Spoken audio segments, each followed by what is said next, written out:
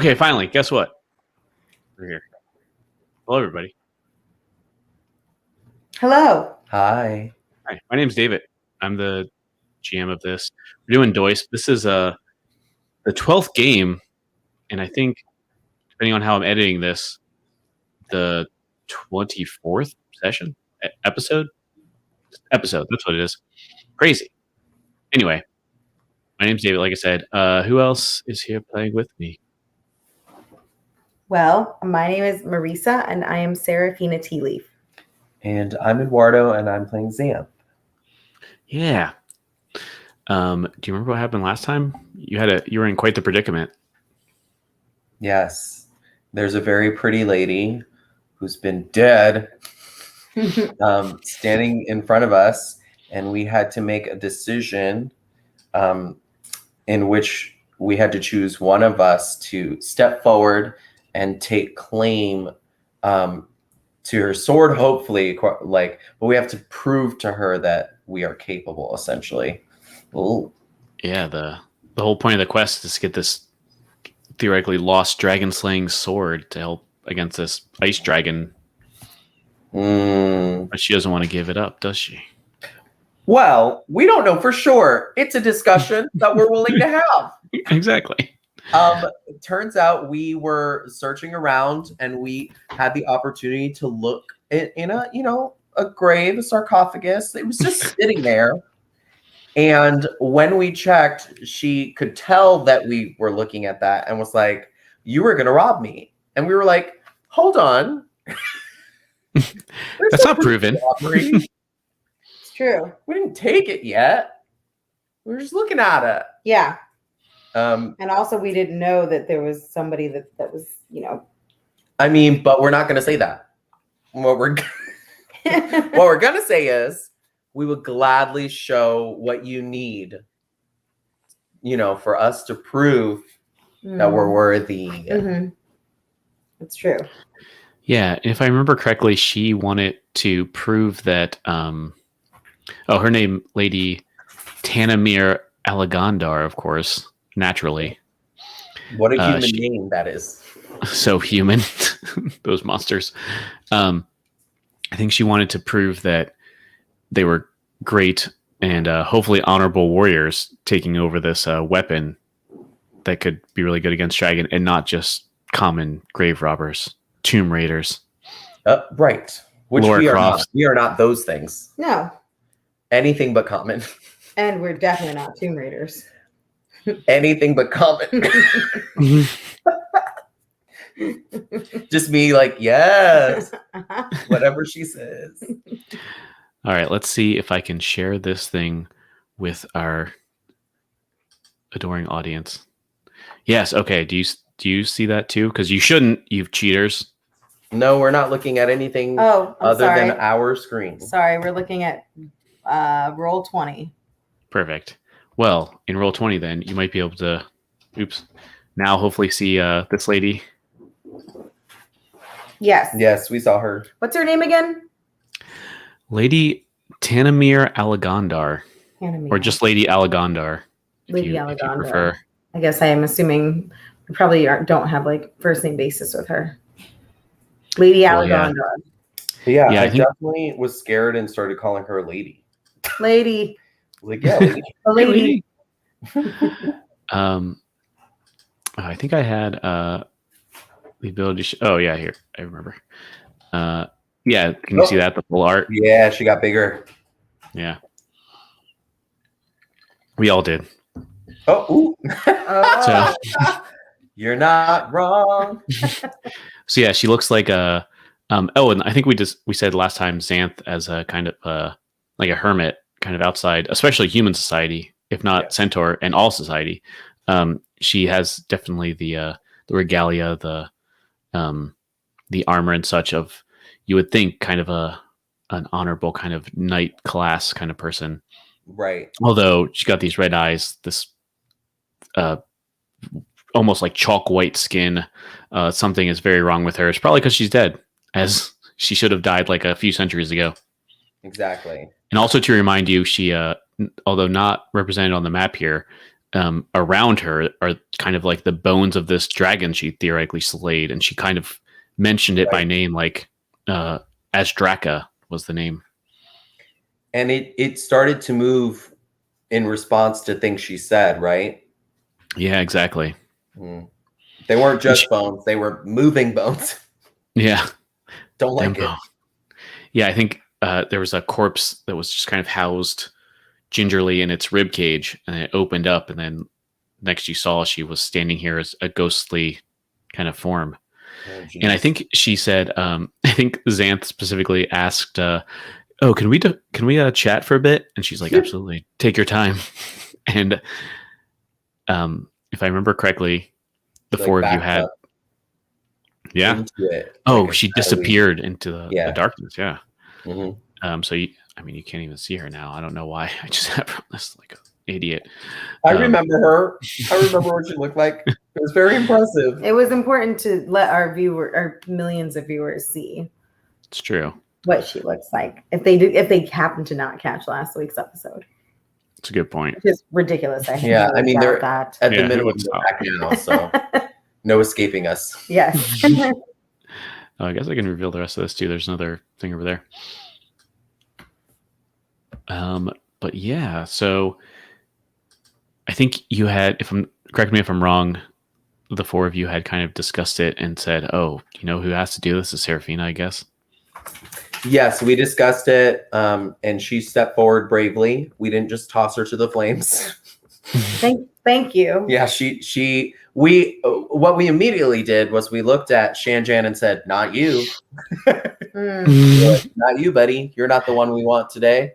I think everyone said that, including Shanjan. Yeah. Oh, yeah, for sure. And then I think we very adeptly spoke in Verna down because I think she would have. Right. She would have no matter what because she's a fighter. Right. But I think we chose the right representative. As Xanth said in the last episode, a strong heart. A strong heart. Love it. So yeah, are you ready to do battle, Seraphina? Yes, I'm ready. Because she a queen. She know what to do. She royalty. Now. So yeah. Oh, go ahead. No. I just was gonna ask. We are behind her set wise. There's 3 of us behind her. And obviously we're not grabbing our weapons or like, I just want to make it clear we are there to support her, but I don't want the lady to think we're going to join in, that this is their fight. Mm-hmm. I just wanted to say it out loud as a player because I know sometimes it looks aggressive with all these people in the room. So yeah, I think and what were these? Were you being blessed or something, Seraphina? I noticed a little icon and over your token and over Shanjan's. I think, was he aiding you at some point? Earlier, she had the +2 to her. It was the shield from right, Shield of Faith. Yeah, which should technically be run out by now, but I don't know if it's still on because it's like 10 minutes or something. So the concentration, I think. I'm okay if you want to keep that on for this. And I think I was going to say, I think we should all roll initiative.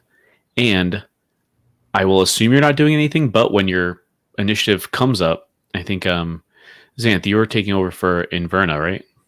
Or were you taking over Shanjan? Yeah. Shanjan, yeah. I have Inverna. Mm-hmm. Gotcha. So I'm going to assume the 3 of you aren't doing anything, although you should be able to see when you come up in the initiative. And if and when you do, and you want to do something, please let me know. Okay. And please, I'm going to assume you're all passing or holding or something, but please, you have every opportunity to. I'm not going to stop you. Just step forward if we need to assist. Is that what you mean? Exactly. Okay. Question. Last time we had the little icons. We don't see those at the moment. And that's how we were able to. Yes, I was just going to say that. The turn order. It just appeared. Yeah. So if you to remind you, if you click on your token, one of the options that comes up in the top left should be roll hyphen init. Yes. Stands for initiative. Oh, sorry. Maybe you have changed it. It has not changed for us, so we don't have a token yet to tap on or press anything. You don't have a token. Oh no. All we see is There we are. There you go. Like this. I'm a real boy. Oh, sorry. Okay. Thanks, DM. Sure. Anytime. All things. I'm not scared. You're scared. Sorry. Let me get closer to this. So yeah. And he had something lit. That's what that was. There's like he had the torch. Mhm. Oh, Shanjan, that's right. That's what that was. I think I have that roll. that he's Okay. concentrating on this thing too. Ooh, that's a good roll. I'm a ranger. I better get initiative. That's the one thing we're good at. Are you scared? Are you? Well, I'm gonna roll Shanjan. Is that okay? I'm a little scared. Mhm. I mean, I think we all should be a little scared, right? Just a little bit, but that's fine. We're Oh, Shanjan. Oh, Shanjan. Bad boy. Shanjan is not well. Shanji. Is that his nickname? Hopefully not. Shanji. No. No, I don't. We don't like that. Mm-mm. I think Inverna crossed her eyes and shook her head. Like, Yeah. And Verna's not pleased. And it's probably, if anything, it's Shay J. oh, Mm, that's Shay. pretty good. Not Shanji, but Shay J. Shay. So, do you want us to roll for the other two, or just? Yeah, Marisa, do you want to roll for your people or? Yeah. I was just curious what you wanted. What you want? Why? Why is it like this? No. Well, that's fun. Inverta's like, I changed my mind. Volley. Do you have Inverno or do you want me to roll that? Oh, no, No, she just you got it, right? Good. She's at the bottom Perfect. there. Got it. There it is. Right in the middle.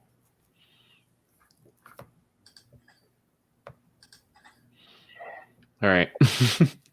So, yeah, I think Xanth, if you want to do anything. Oh yeah, I'm definitely looking. I think I might, because friendship is power. I am going to cast Zephyr Strike because I was holding her hand earlier. So like before I officially send her on her way, I will cast Zephyr Strike. It is a bonus action. It's concentration. Let me double check. I can give that to someone else now that I'm looking at this spell, because it said self. I don't know if I can do that. Zephyr. Oh yeah, you might be only be able to do it to yourself. That's a good Which point. That's why we check these things. That's why we look at them. We'll look at it. And yeah, just to remind you, because I always forget, if you have your token selected and then hold Alt and double click it, it'll bring up your character sheet, if that helps. Oh, no, I cannot give that to her. But I've got other things that I will look at right now.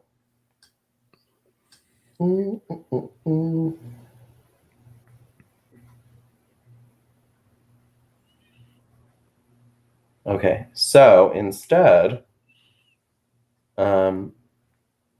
with the intention of doing it, I'm like, yeah, I can do this. And then I'm like, I'm stupid. I can't do that. So instead, I'll cast Longstrider.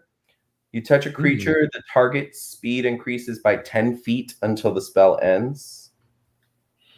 So at the very minimum, she can move real fast. Have more space. I go different places. Oh, nice. What does your speed increase to? 10 feet more. Ooh, And she's okay. a halfling, so it's 35 now instead of. Oh wow. Yeah, 25. I updated that in your thing if that is a factor. Although it's a very small space, so it may Room. not. But Yeah. you never know. You got little Better legs. something than nothing. And then I feel Inverna's probably skipping, right? Can she support with anything? I don't think so. Yeah, I don't No, I know don't if think she she can is. actually do anything other than just provide, like, you Yeah. know, force when it is needed. She has that night breeze power where she can push people with the wind, but I feel like a bad form to do it immediately, at least. Right. Cool. Okay, quick question. Is Mm-hmm. Inverna the type of person to pull out a gun Mm-hmm. and make a show of checking bullets, knowing full well that this person may have never seen a gun in her life? Would she make a show of that? I don't know Inverna that well. Yeah, she doesn't actually have guns, although she is a cowboy, so I know why you would make that mistake. But For sure. that assumption, What is her like pointy arrow? What is that thing? She has that her, object? yeah, her arrows that she Orc could biter shoot. with the bow. Is it a crossbow or Yeah. It's a longbow, I think. Longbow, yeah. But that could be. I love that flavor of her. We're just gonna have like, to give this girl a gun. That's what I'm saying. Where's Inverna's gun? I actually love that idea of just like maybe she takes her quiver out, you know. Yeah. You know, like the actual bow. Yeah, like her quiver of all the arrows, you know, and just like looking at it, just like, wow, just making a display of looking at how many arrows and how probably what a great archer she is. Further, and I think she pulls one out and like touches it with her finger, like, this is sharp. It's good for today. Oh, she just pushed it into her finger until it draws blood and just like licks it, like, yeah, it's very sharp. I don't know about that. That definitely seems like an Inverna move. Okay, good. Yeah. Just without her saying anything, just staring at the ghost the whole time. The woman. Okay, I'm into that. I was like, I don't know what she would do. I do love that. Yeah, perfect. And then it's the lady's turn. Oh, she's here for high fives and candy. Don't worry, it's gonna be real chill night. Okay, so I think the first thing she does is she kind of comes out of the darkness again. She just kind of materializes, and I mean, I think we definitely saw her face before, but maybe it's more dramatic if she has like that in her picture. She had that. Let me see if I can bring that art back up. But she was holding kind of a the helmet and the sword. Helmet, exactly. Got a little. I think she has this. Yeah, she has this like full face covering helmet, and when she appears, her sword's probably still like on her back, you know, like across her back, because that looks like a big old sword, and she kind of just takes her helmet off, like she maybe bows and takes her helmet off, and just like maybe tosses it on the ground where it just kind of rolls into fog and disappears, and then she looks up, and it's as if you like see her for the first time, and you just almost like your soul grows cold, like, oh, this is the inevitableness of death. Like, even if you're the best person you could ever be, this is everything you have to look forward to. Life ends, and the best you can hope for is just to be a cold shade guarding nothing, just dust, and it kind of just affects your soul. And I think everybody but Seraphina, who is immune to this as her kind of the champion, needs to roll a wisdom save, first 13. DC 13, so not the worst. I did not pass. Oh, wait. I forgot to check what my actual saves were. I think I'm a ranger, so I think it's strength and dex. So I'm gonna say it's not great. Let's see. 13 is the save. Let's see what happens. I did not pass. Oh no. I got a 10.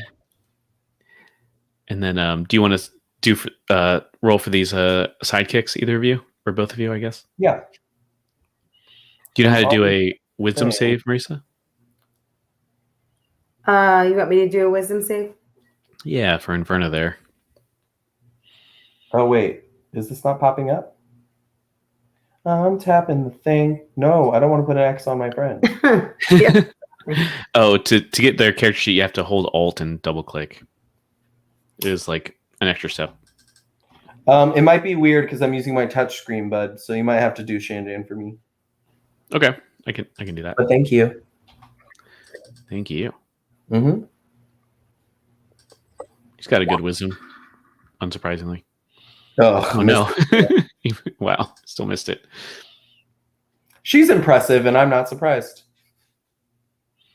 Am I doing wisdom for me or Inverna? Inverna, yeah, you're actually immune to it. She's not. She's purposely not affecting you. She's Oh, that's purposely right. trying to get to us. Oh, why can I do my thing for Inverna? What's up? What's happening? Oh, there we go. For whatever reason, it was not working for me.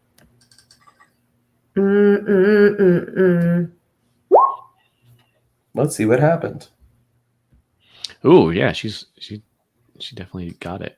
Good. So she's good for her. I mean, as an elf too, it kind of makes sense. I like You that. know what it is? She tried to intimidate, and we didn't, and that's our own fault. Mm-hmm. What am I trying to do? Oh yeah. Okay.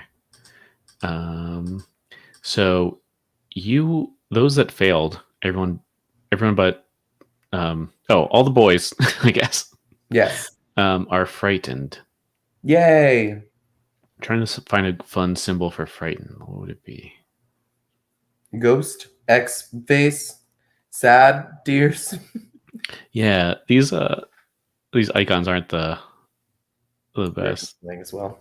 Yeah. Raven was playing. I guess. Yeah, that little ghost face makes sense. I'm not frightened. You're frightened.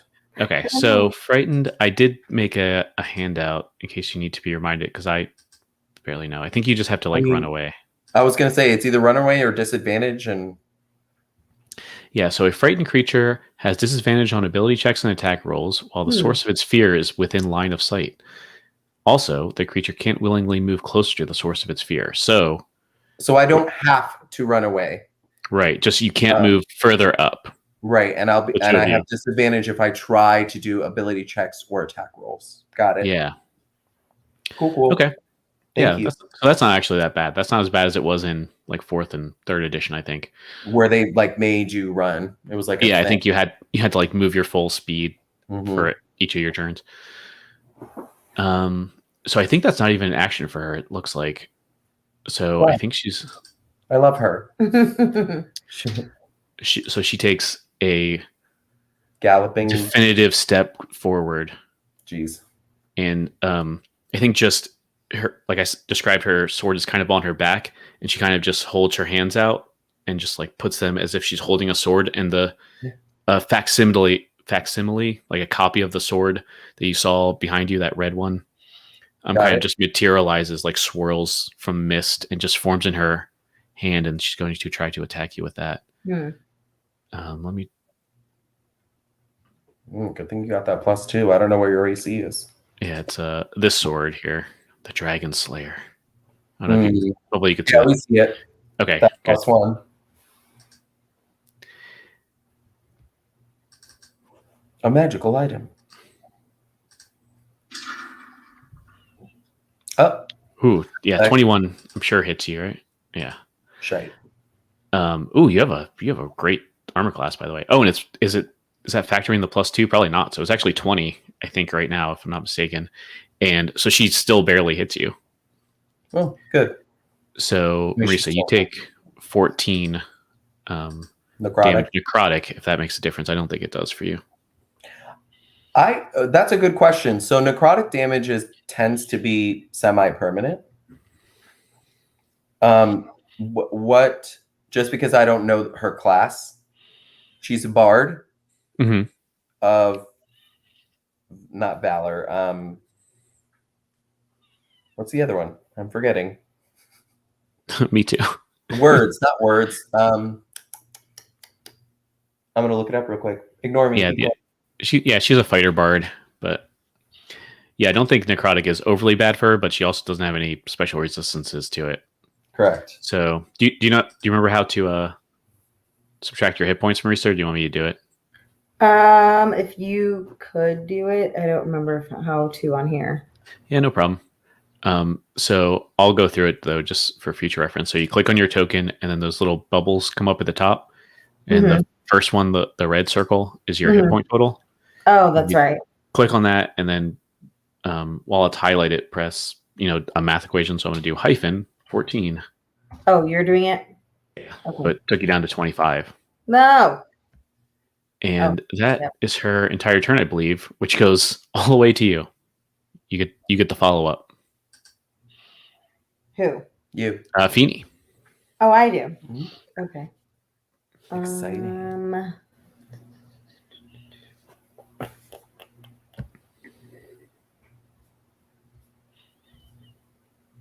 Oh, I see. Second wind.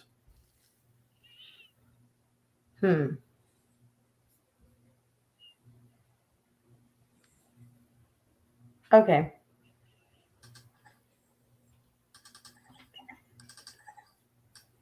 Why is my thing just being so slow? She has chosen the most comfortable position for herself, and she said, "This is comfort and love." And I said, "Okay." Raven is the best co-star. Like, she's just sitting in the most uncomfortable. It's so funny. Like on her little haunches and just like her arms fully extended. But the fact is, her head is behind his heads, and that's. I'm okay. I just think it's hysterical. All she wants right now. What are you doing? We're trying to see what we can do to get this page up. Her character page isn't. Yeah, it's the second time that it's done that. Why is it being such a bitch? Oh, there it is. Jeez, what a weird thing. Oh, just going real slow. Yeah. Yeah, we got it. All right. It happens. I mean, we are like using all of the bandwidth possible in the entire neighborhood. No, I don't think so. No. And the millions of viewers are slowing us down. Just like that's a good point. Yeah, more than anything. Can you folks out there stop loving us so much? Oh no. Consistent.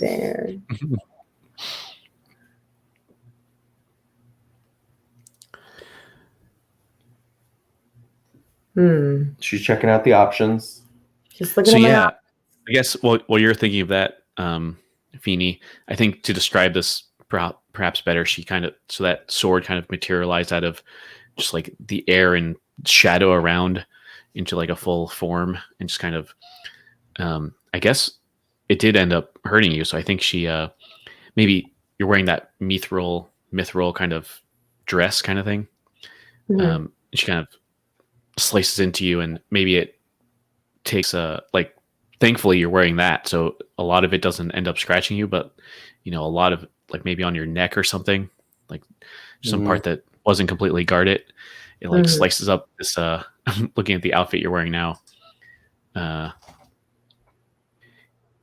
which is awesome. I love it. Like maybe like the vest underneath, it kind of like cuts into that and into your maybe like collarbone area, and it almost feels like cold, to like unnaturally cold, and it kind of reminds you of those dragon scars, like how they kind of get cold, like almost like a psychological or unnatural kind of effect of this wound. And we, as the audience, know that's necrotic damage. Okay, so I need to heal myself at some point, probably, right? Yeah, it seems like you're doing pretty good now. You're still at 25. Yeah. All right, so I think, how about how close am I to her? She's like right next to you. Yeah. Crap. All right, then let's use my dagger. Sure. Let's go for that. If she's right next to me. Yeah, and remember, you can do since you're trained kind of in this, you can use your rapier and your dagger like at the same turn. That's true. Action, a bonus action. Right. Yeah. Yeah. Can we do that? Oh, absolutely. Yeah. Like, I was just wondering, like, how do I do that on this? Do I like hit both of them, or? You just do the rapier first, and then I think I should have it set up for you to do dagger offhand. Yeah. And then dagger offhand. Okay. Yes. Oh, okay. Interesting. She, is this right? Let me double check.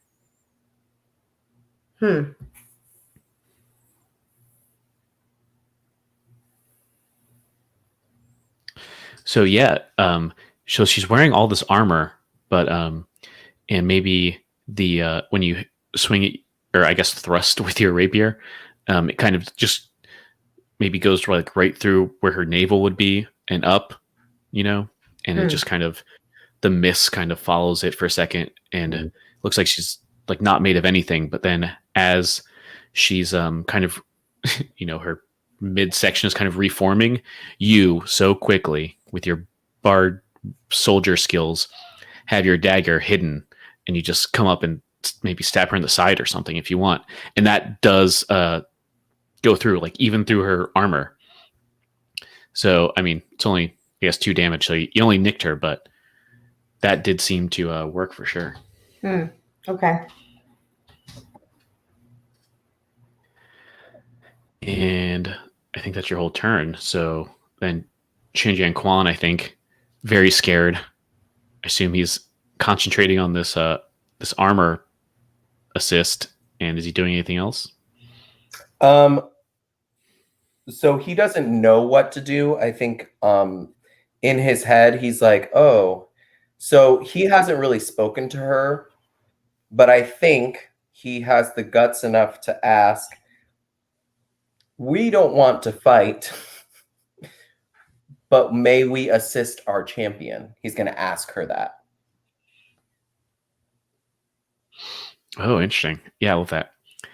Because I think he knows the effects of frightened enough to go, I don't want to hurt you. Like, I don't want to get in your face, but we have a champion and we're her force. You know what I mean? I think that's what he would try to get across.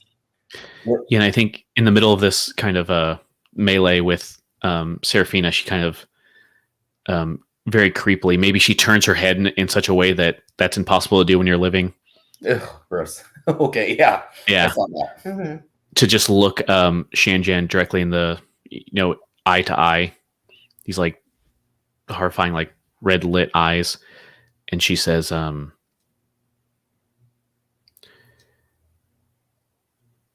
your champion and I are the ones in communication. The communication of swords. Do not talk to me any longer. And just dismisses him. Doesn't say no, but dismisses his question. Yeah. Got it. And I think just Shanjan like gets even more scared, like, oh no. Ghost. I was gonna say, based off Shanjan's personality, I feel like that'll make him buckle for this round. So he's gonna can he roll to make a wisdom check? Or is that a one-time dealio? I think I don't know if it's like turn by turn basis. It's like till the end of your turn. Oh my gosh, I didn't read the rest of this about. Oh, okay. It's only if you fail by 5 or more, a real bad thing happens. But I don't think neither of you two did that. What did you roll? I think you just missed it by like 1 or 2, right, Sam? Yeah, I rolled an 8, but got a 10 because of the +2. That's right.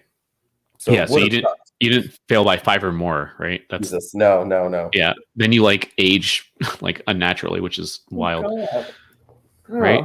I don't want that. Well, technically, mathematically, I'm just on the cusp. But I got a +2, so technically I failed by 3. Yeah, so you're fine. But anyway, yeah, I think according to this, it stays until you get out of line of sight of them, or they just die. So then. Oh no, sorry, nope. I'm completely wrong. I guess I should read this entire thing. Yes, you can repeat the saving throw at the end of each of its turns. Although, remember, if you fail by 5 or more, bad problem. Shanjan already was brave enough to ask a question. I think Absolutely. He will roll. So can he roll? Yeah, for sure. What about? So a wisdom save. Yes, for Shanjan. Oh, I can't do it. Oh, right. Yeah. I was like, go ahead whenever you're ready. Shut up. Oh, I thought it was a 1. It looked like a 1 for 2 seconds. Ooh. I was like, no. Incredible. No, so he actually makes it. We're looking for a 13. Yeah. So he is no longer frightened. So he can move up if he so chooses. And let me get this thing out there. Yeah. Do you let's say for flavor, him asking a question, getting shot down made him braver. He was like, That's very Shanjan. That's like very on brand for Shay J. That does make sense. Yeah. Right? Is it not? Yeah. It's very on brand for him. Let me just say, Shay J is a much better nickname. What? Say that again, David. Sorry, I think I interrupted you, but I said I just want to say though, after we said it a couple times, that Shay J is a far superior nickname. I was completely wrong. That's a good one. But now it's over to Xanth, also frightened. But remember, at the end of this turn, you can do with a save again. Yes. So can I? This is more just to see if he's intelligent enough to, through that exchange that he just listened to, if he can figure out. I mean, it's a -1, so maybe not. But I'm trying to see what would work. If he's smart enough to figure out if he can heal Marisa, or I should say Finny. Is there a role that you would? No, I think I'll leave it up to you. Like if you think he is has the wherewithal to do it, like you don't have to leave it up to the role if you don't want to. I think whatever is interesting for you. Yeah, if that's the case, because I feel like he cares enough that he saw someone get hurt, and he's not thinking about battle per se. He's just like, oh, you got a scratch, let me help. So I feel which is more of like a caring thing instead of like an intelligence thing. Yeah, so, I love that. Yeah, he's gonna do a healing word. And not a healing word. Jesus Christ, wrong character. Cure wounds. Sure. I think that's the one where you have to touch her, and you're like directly behind her, so very easy. Yes, that's exactly what I was thinking. He's gonna do it at. Let's see the math here. Yeah, just a level 1 cure wounds. Where are you? D8. I see you in here somewhere. Okay. 4 plus. Let's see. I'll try and keep track of your spell slots if I remember. so far so good. Thank you. 6 HP for her, please. Oh, very nice. Go ahead and add 6 back. 31. Yay. So yeah, I assume he just like, I mean, in a coach way, not like a sexual way, but just like spanks her a little bit, like, you get her, slugger. And it just heals her. And I think because he's still scared of her, he does that weird bend down thing he does earlier. But it's like he's trying to like, he's not hiding well, so he still has like his horse butt in the air. And he like and does like a little like soft pat. Like, here's some healing. Cool. Perfect. And I think it's Inverna, right? Oh, should I make that roll real quick? Oh, yes, absolutely. Yeah. Thanks for reminding me. 15 plus 2, 17. Yeah, so you actually out of it too. Okay. Very nice. Yay. All right, so it's back to Inverna. Mm-hmm. Okay.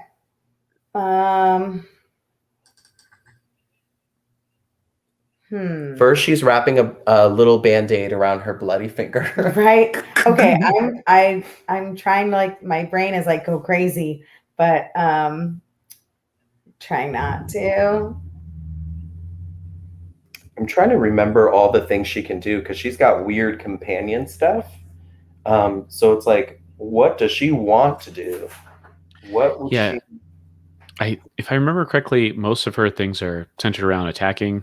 Yeah. She's not as great of a support as Shanjan is. She's DPS. Shanjan's almost too much support. Like it's hard for him to attack. For sure. It's like I just have the one. Sorry. I actually kind of love the idea of possibly Inverna using Orc Biter as the bow, yeah. Bow, which is what she had pulled out earlier. Mm-hmm. And what if instead of attacking the lady head on, you attack the Dragon? the dragon? Oh, clever. I didn't even think of the Ooh, dragon. interesting. I like that. Like, what if Inverna wants to maybe either attack the dragon skeleton behind or like the skeleton within the skeleton?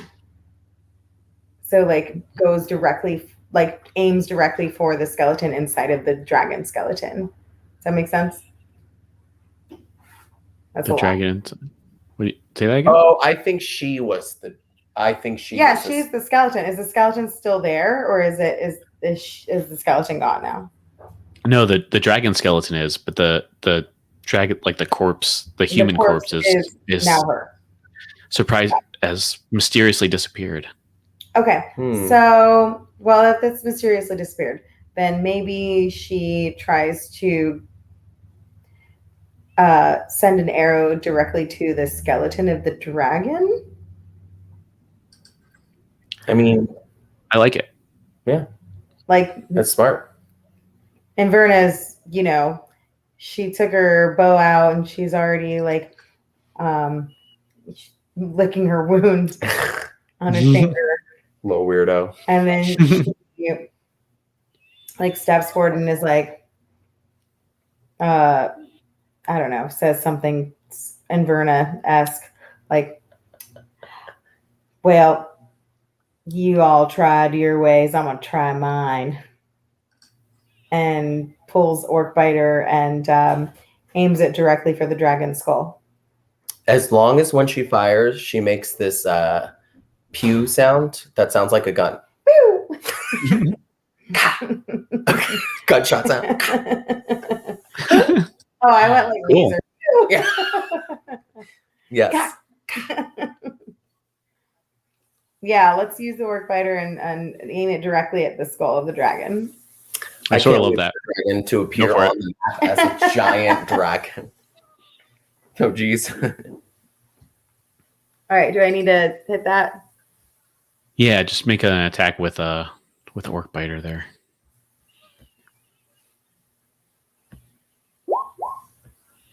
Ooh, great one. Was that a knight? No, it wasn't. Okay. Oh, whoa, 22.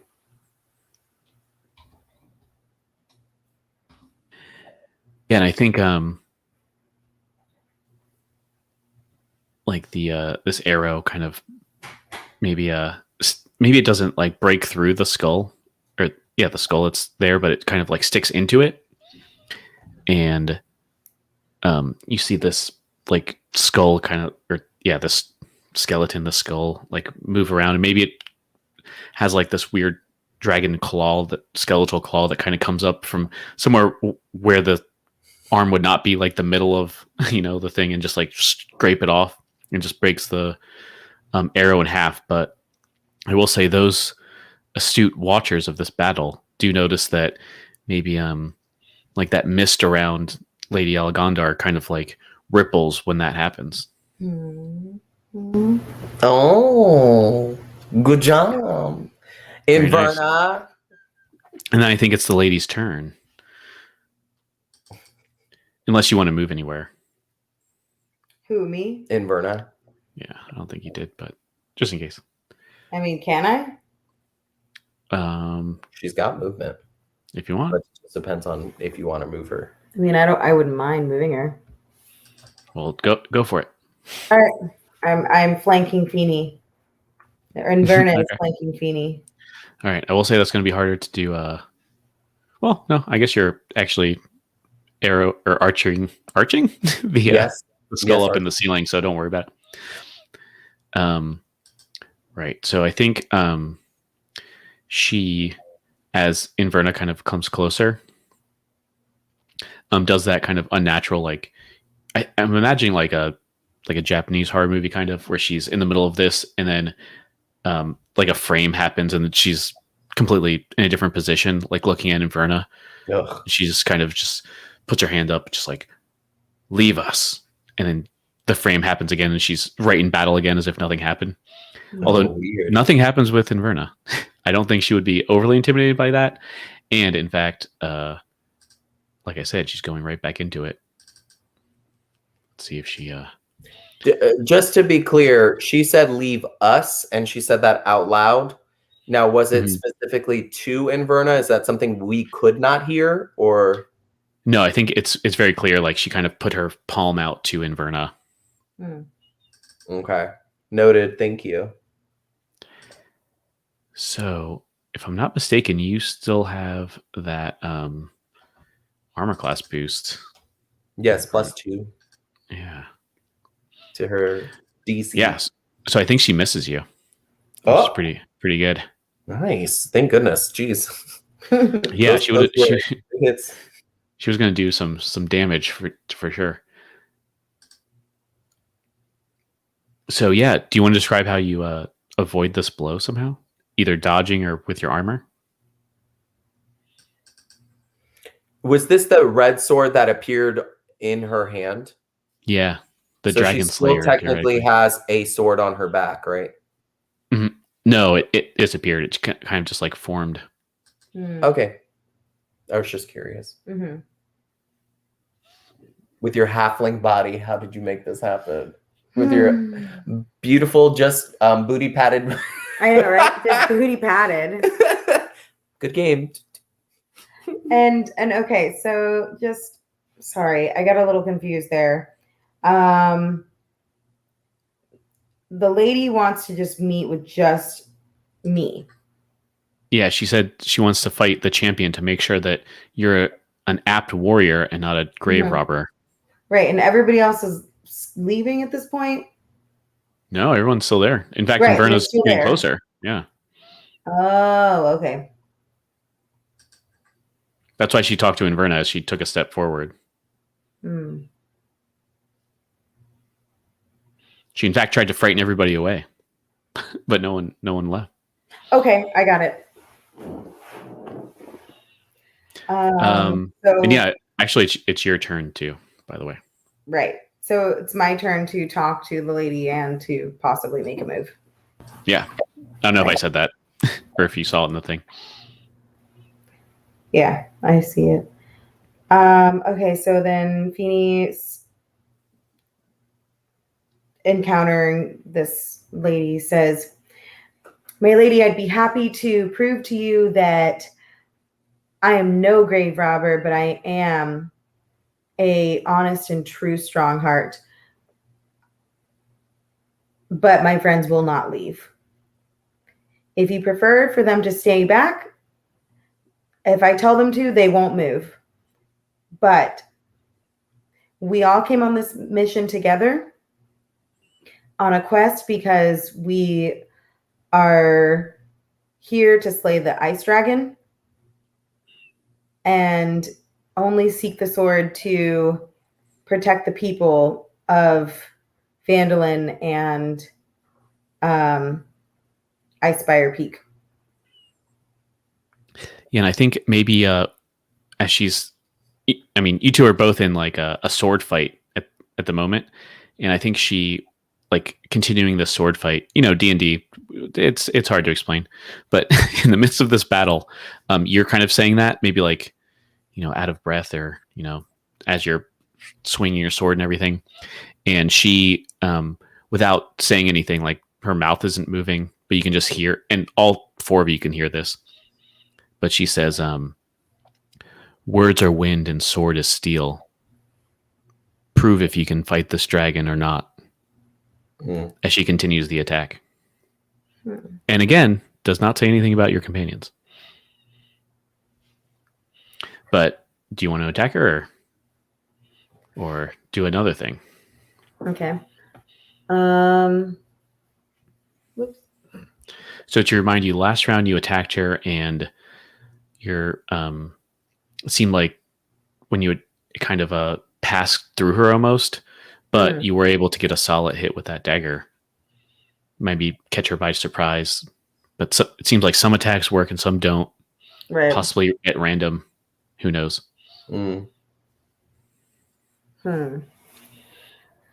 So,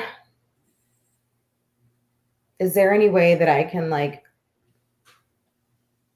run past her or like switch places with her? It'd be hard to switch place with her, but you can. Usually, you can't like just as the rules of the game. You can't go through other people's squares, but you can go around her. Right. Mhm. She's going to take an attack of opportunity, though, right? Because it's within Right. 5 feet. Yeah, if you kind of run past somebody, they kind of, They'll always on their swipe- guard. They they'll can at swipe you. you. Yeah. Right. Mhm. But if you want to get somewhere else, it might be worth it. Up to you. I kind of want to get closer to the dragon skeleton. To be clear, the dragon skeleton is kind of all in the walls in this area and the ceiling. Right. The skull, though, is at the very back, like here. Okay. We should have put that on the map or something. But Wow. oops. Well, I don't think we thought we were clever enough to shoot to shoot at an inanimate. Well, not inanimate, but I think we just forgot about it. So. Right. So okay. So I guess. And I mean, so as not to make you think that your last attack did nothing. Maybe you look down at the side where you stabbed her with that dagger, and you do see it like her armor has like a big, I don't know, like dagger size hole in it for sure. It's not like not disappearing or anything. Okay.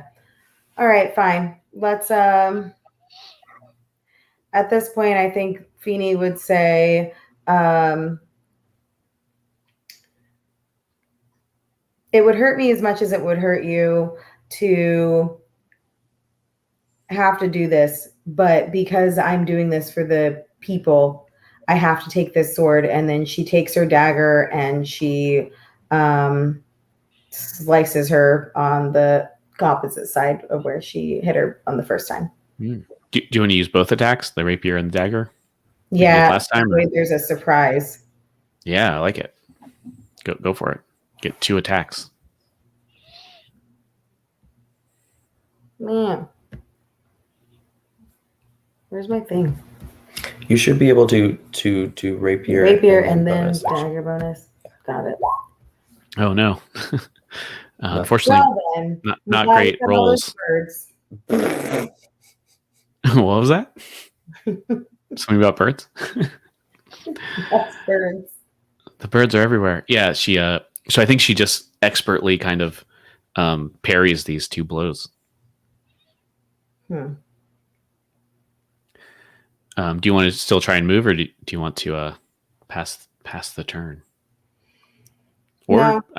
Also, you can start thinking about you have a bunch of spells too. Yeah, I know. But speaking of spells, Shanjian Quan, Shay J, what you up to? So I was gonna. I just had this sheet up. So silly of me to take it down because the internet's not agreeing. So Shanjan is gonna lean over to Xanth and essentially ask him to switch.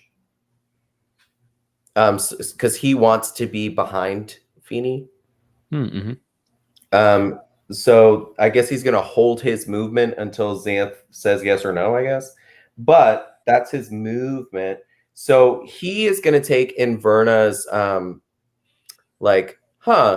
they didn't say anything about attacking the dragon. The dragon seems to he's making connections real quick.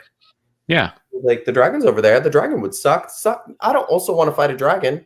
I think he makes that connection. So he's gonna try to do Sacred Flame. Yeah.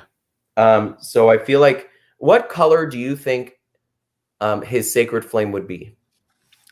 I think we described it as like white or gold fire, or maybe a mixture of the 2 before. Perfect. And how does he usually do spell work? Does he have I'm not sure what type of caster he is.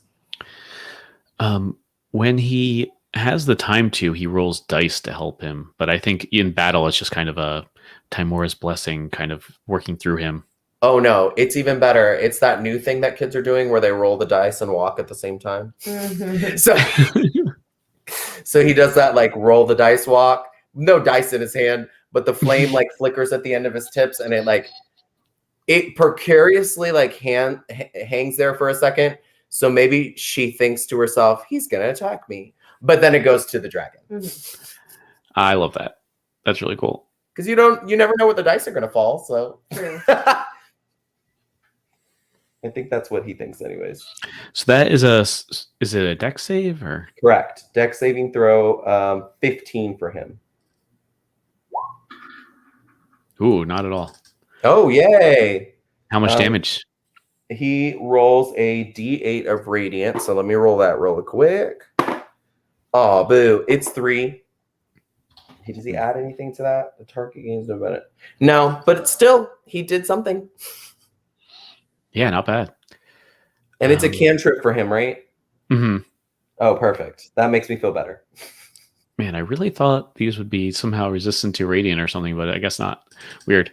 But anyway, it doesn't seem to hurt it any more than normal. Although, I mean, still hurts. Like the dragon makes like a sound, and maybe some like of the I don't know, like the earth from the ceiling kind of moves and like falls down.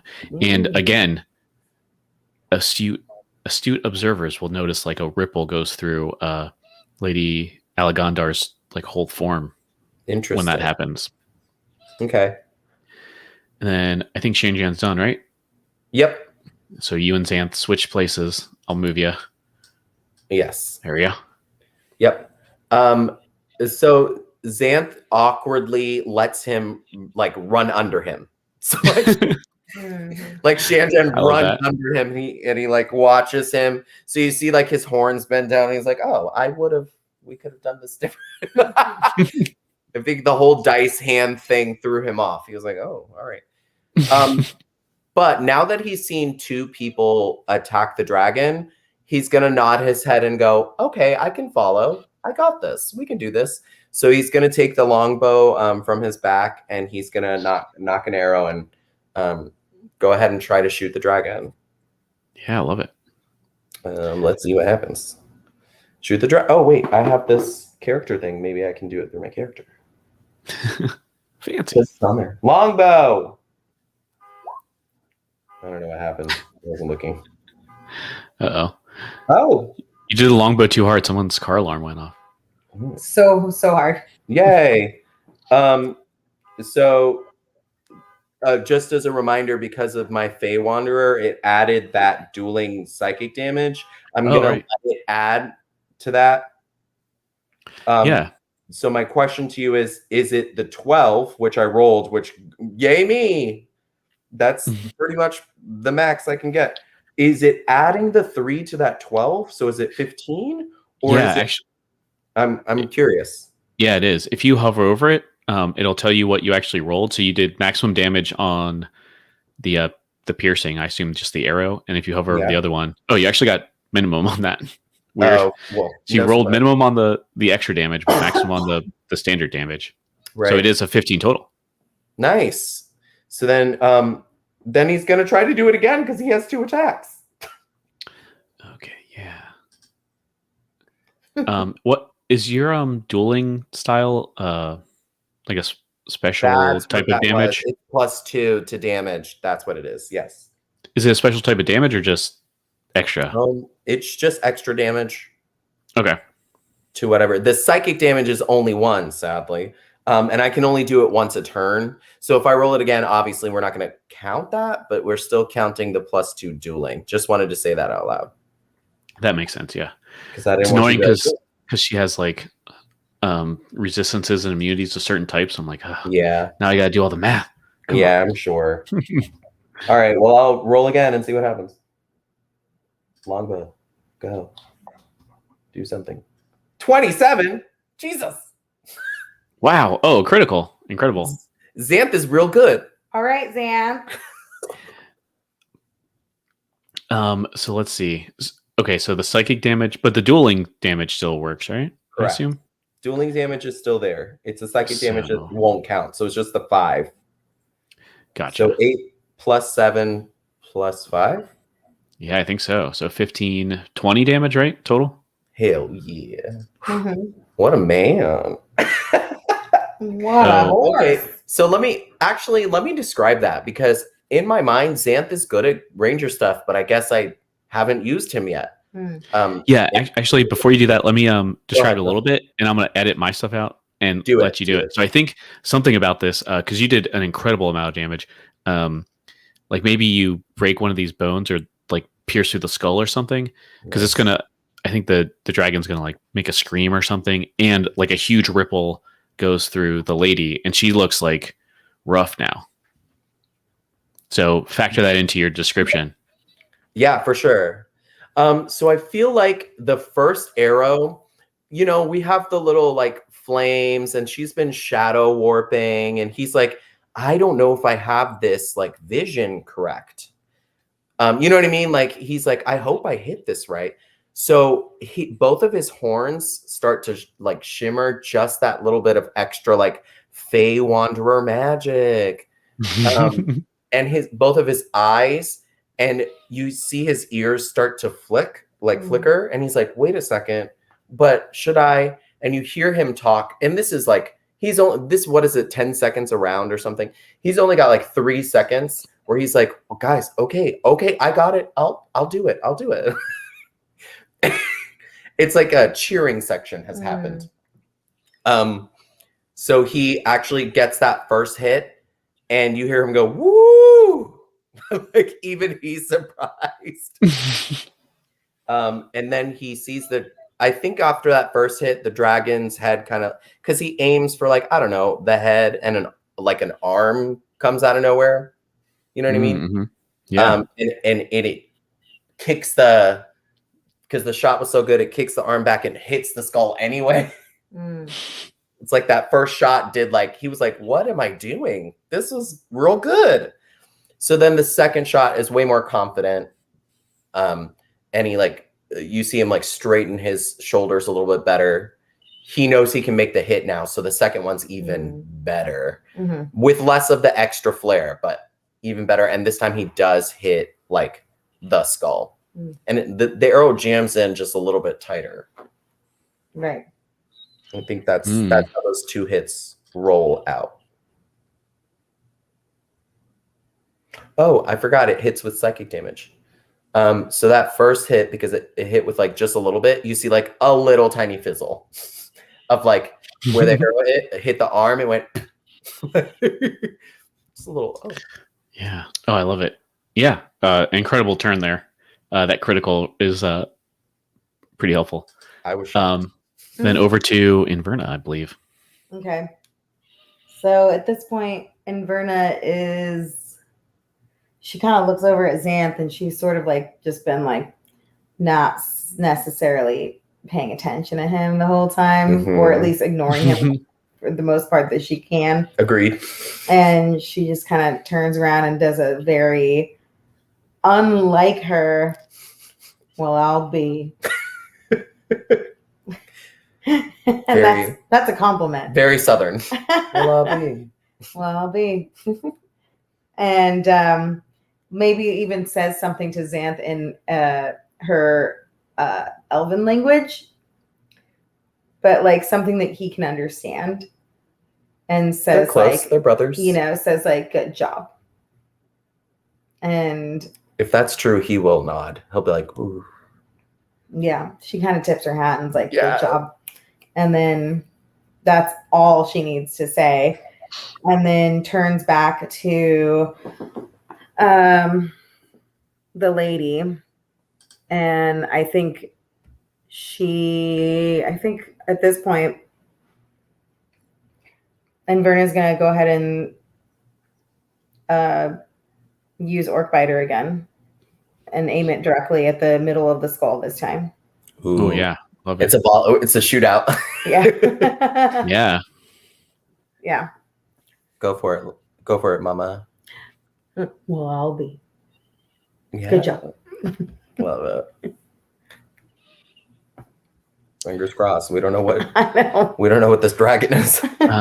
Eduardo, do you, as a resident D&D rules expert, do you know if you do a range attack, does that provoke opportunity thing? An attack? No. It's only moving, right? Yeah, movement. Yeah. I'm very familiar with the 3rd edition rules still, I know they did then, but I'm like, I think it doesn't now. So good. Yeah, So you're range doesn't. But you do 16 will hit that, and I think another one of these, maybe through like the other eye socket, the one that Xanth didn't do. Yeah. So now it's got the like these terrifying arrow eyes coming out of it. I live. What color? Like it's kind of like this grayish, blackish mist, essentially. Is that what's kind of like she's been walking in and out of? And Yeah, it's like the. It seems like the shadows of like just the cave, but yeah, Shadows got it. but like misty shadows that very unnatural. Yeah, incredible. And then I think it's her turn, right? Yes. Yeah, so I think the first thing she does is kind of, Back speaking of here. that, disappears. Sorry, I'm being silly. The first thing that she does is what? Sorry. She disappears into that shadow we're just speaking of. Oh, God. Okay. I don't want her to ride a dragon. Oh, okay. Oh, that bitch. All right. That's fine. She didn't ride no dragon. Instead, she just manifested herself somewhere else. Yeah, she kind of came behind you, I mean everybody, and just kind of attacks you unawares here, which makes sense. So that she actually was able to hit you. And this one's going to do 11 to you. I'll take that off for you. To who? Seraphina, Tea Leaf. Oh, that's what I thought. Yeah, so you're down to 20. I mean, you're still doing pretty good. You're just exactly at half health, I believe. The good thing is that she hasn't gone against her word. She's still only attacking the warrior that we sent as a representative. And in fact, that's her entire turn, and it's over to Seraphina. Okay. Bitch. Oh, sorry, cousin. Lady. Woman. I mean, you can say it on YouTube. I'll just cut it out when we edit it eventually. I still feel bad. There were simple rules, Eduardo. Just follow the simple rules. Listen, I feel every 30 or 40 seconds that Austin cursed at some point. So yeah, I'm used to it.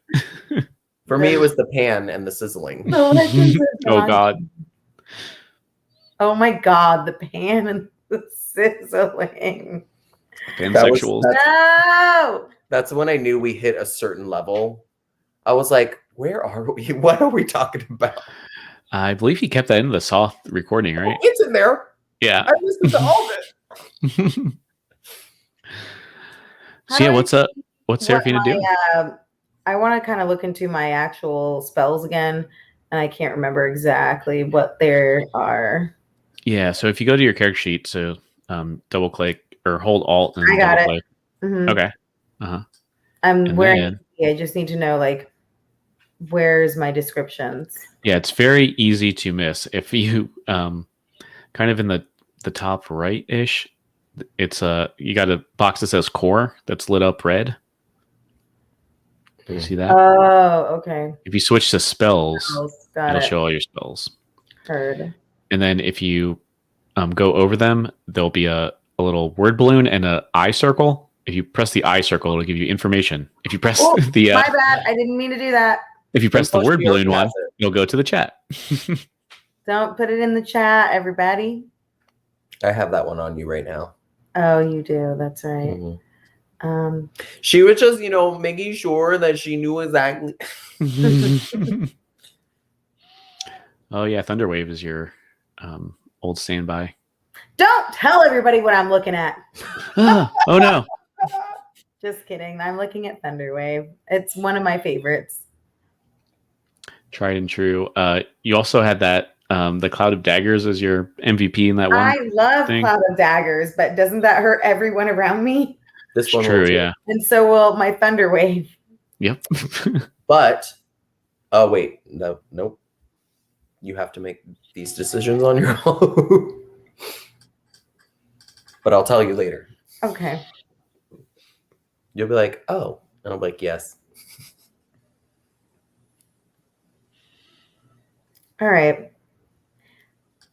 I haven't used it, but what if I viciously mocked her until she's in a spell, so that maybe somebody else can jump in and like attack? Well, yeah, so vicious mockery is a thing that you've shockingly never used, although it's a cantrip. But you just kind of insult somebody, and just magically it makes them feel bad and do a mental damage to them, basically. So it's just basically an attack, but it kind of distracts them and also does a little bit of damage to them, but not a lot. Yeah, so if it's going to distract and damage slightly, we can jump in with Shanjan. And really what I want to get over at this point is I think I want to get over to Xanth. She will still be able to do her attack on you. Like, it won't distract her that much, but I believe it'll be harder for her to hit in that case. Disadvantage? Yeah. I think that's what it is. Mm-hmm. Scroll up just a little bit for me. Yeah. So they'll have disadvantage on their next attack on whoever they're going to attack. Yeah. So not a bad idea. I like it. The only thing is if it misses, it does nothing. True. Yeah. That's the only thing. She's looking at her other options really quick. I forget that bards can do so much magic because people will be like, they're half catchers. And I'm like, nah, guys, I think they get, I can't remember if you get 9th level spells, but you get up there pretty high on the spell chart. I'm going to look that up really quick. It's been a while since I've been a bard. Okay. So my other option is, what if I use my invisibility spell and specifically use it just for Xanth? Is that a possibility?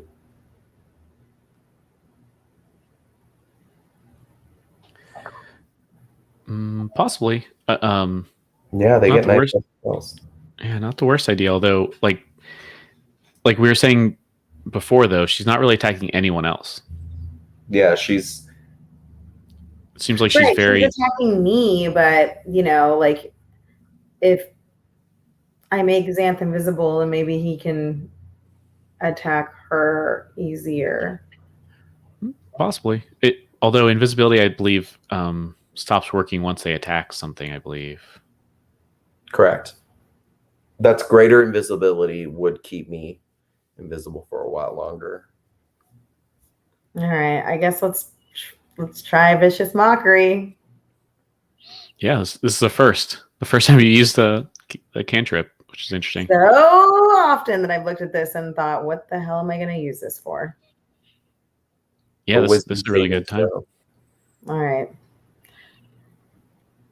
Oh, so I just make a wisdom saving throw? Correct. And I'm using this, yeah. Can I describe how this happens? Yeah. Oh, it looks like I just exactly made the wisdom, though. Oh, boo. But she still can do it. It just misses. So what is it? Yeah. What does it sound like? I feel like oh, yeah. So maybe you insult her, but she just doesn't even care. What's the insult?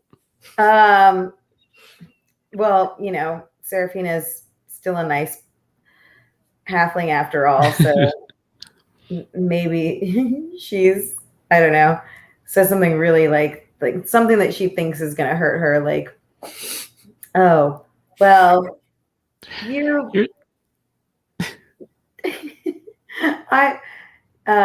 think that you're really strong, but you really are nothing without that dragon behind you, aren't you? And then she's just like, the dragon I slayed is her comeback, and then it doesn't seem to affect her. Ooh. Yeah, so I think, did you want to move or anything, or? I mean, I guess if I can. Yeah, she won't. I mean, you don't have to. She can't take an opportunity attack on you now. I'm gonna go over here. Yeah, if you just do one square, she can't get the free attack. Well, I'm right there now. I'm perfect. So over to Shanjan then. This lady appeared directly next to him. Yeah, and I don't know his full personality yet, but I feel like because you said it earlier, like, oh, Jinkies, like I feel like he I has guess that moment. he is like a war veteran, so he gets, I think, a lot of things like spook him out for a second, and then he's like, "Oh wait, all right, never mind, we're back into it." It's But just like when they hear a gunshot or a car go off, they think it's a gunshot. They're like, ah! yeah, and he specifically volunteered to be like a war medic, not like a frontline soldier or anything. If that is the case, she might take an attack. No, she won't, because she's not attacking them. He's noticed that she's not attacking him, so he's going to take the risk of running by her. If I can move him, I don't know. You should be able to. Yeah, and he's actually going to move way over here, behind her again. And I think the creepy like Japanese horror movie style thing, it does look like she's about to attack, and then just an inch or less away from him, it just like goes back to normal. Oh, like, nice. She like at the last minute decided not to attack him. Oh, can we do like she has floating hair just for a second, and then it like lowers back down? I love it. Yeah, absolutely. So Shan-Chan's like, now I think he does this thing where he looks at Serafina, and then he looks up, and then he looks down, and he's like, nope, got to try to attack the dragon again. Mm-hmm. So he's gonna Sacred Flame. Sacred Flame. Sacred Flame. He wants the dice roll as much as possible, please. And that's Dex, right? Yes. I'm like 90% sure. Okay. Ooh, don't think I made it. No, you didn't. Yay. This time I'm gonna make you roll the Dex die. It's a D8. Okay. Hopefully it'll be better. Yeah, see, it's better. You're gonna roll him from now on. He got. Is this a 6? It looks like a 6. It is a 6. Ooh, very good. So I feel like in that moment when he like switched positions and he looked up and down, he like nodded his head just for like a second, and he's like, "She's got this," and he rolls the dice again. But this time he's closer to the dragon. That's why it hit better. Yes. That's what it was. I love it. Yeah. What a good turn for him too. Then speaking of good turns, back to Xanth. So Xanth has come to realize the honor of the lady not hitting him, Shan-Jan. Mm-hmm. And so he's going to be brave and go, okay, I see. This is the lady's, she is not stopping us from attacking this dragon. So he's going to move up and past her. So make that L like a real knight. And he's going to focus on the dragon. Oh. And I think the same thing kind of happens as she has the opportunity to attack you. It's almost like an intimidation, like like haunted house type thing. Like she kind of comes at you like about to attack you, and at the very last second, like when you look away or flinch, she just kind of is back to where she was, and it's like, oh, was she ever attacking me? I don't know. Interesting and terrifying. I don't like it. So what he's gonna do is, as he's passing by, can he say something to Serafina? Sure. As he's passing by, and he's got that weird voice, and he says, "You can defeat her, and we'll take care of the dragon." So he's gonna just say that on his way by, and then he's gonna fire twice and see what happens. On the longbow, hopefully. I don't know what happened. No, the opposite. I'm too close. I'm too close now. And he'll try it again. The second one much better. And the psychic damage stays on this one because he can't do a bonus action attack. So yeah. So a total of 8. Let's see, 8, and one of them is psychic damage, right? 1 psychic, 2. Yes. Yes. So 7 of it is the slashing, I guess, piercing damage. He still has movement. So he is going to move one more like step over. So he's out of Inverna's way. Sure. He doesn't want to stay in that center space. Plus, he's smart enough to go, that lady appeared behind us, and he puts his like booty to the wall. He's like, I don't want her to become behind me.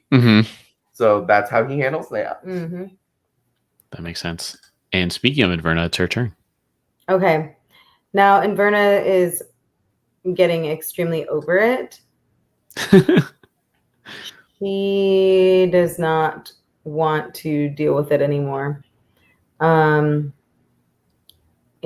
she's seeing all of this happen. Come on, what's happening here? Why? You're not working with me tonight. Anyway, Promise is her sword, right? Yeah, her long sword. All right. So since Inverna is like, I'm over this, this apparition just keeps floating around, and Inverna knows that she's fought some other creatures before that have been difficult. And Inverna looks over knowing that the lady's right next to her, and she decides to use Promise on her. So she looks at the lady and says, knowing that her friends are getting closer to the dragon as well, she looks at the lady and says, well, you know what? You might have slayed the dragon, but I'm going to slay you. Promise.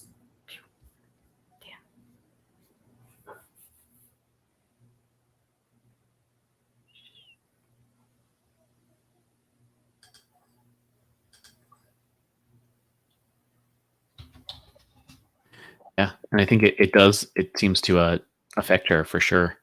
She does another ripple thing, and just kind of makes like, that terrible horror movie ghost scream kind of thing. Just at her, not really doing anything, but she doesn't seem happy about it. And then, did she want to move or anything? No, I think Inverna's going to stay right there. Fair. All right, then it's back to her turn. The lady's turn, I should say. And I think she disappears into the shadows.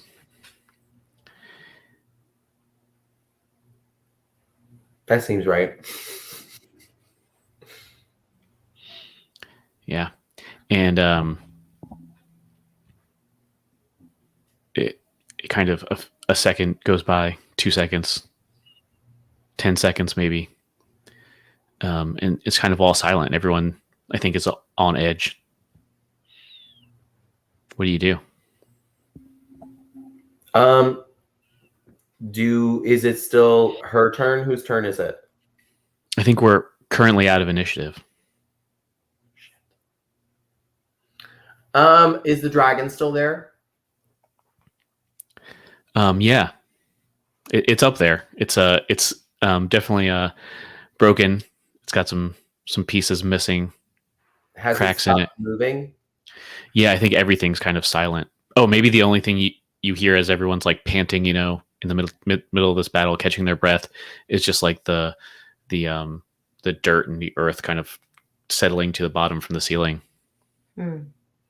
Xanth is gonna put his bow like back, and he's gonna listen to all the little chattering sounds that are happening around him, because it's silent for everybody else, but it's never silent for him.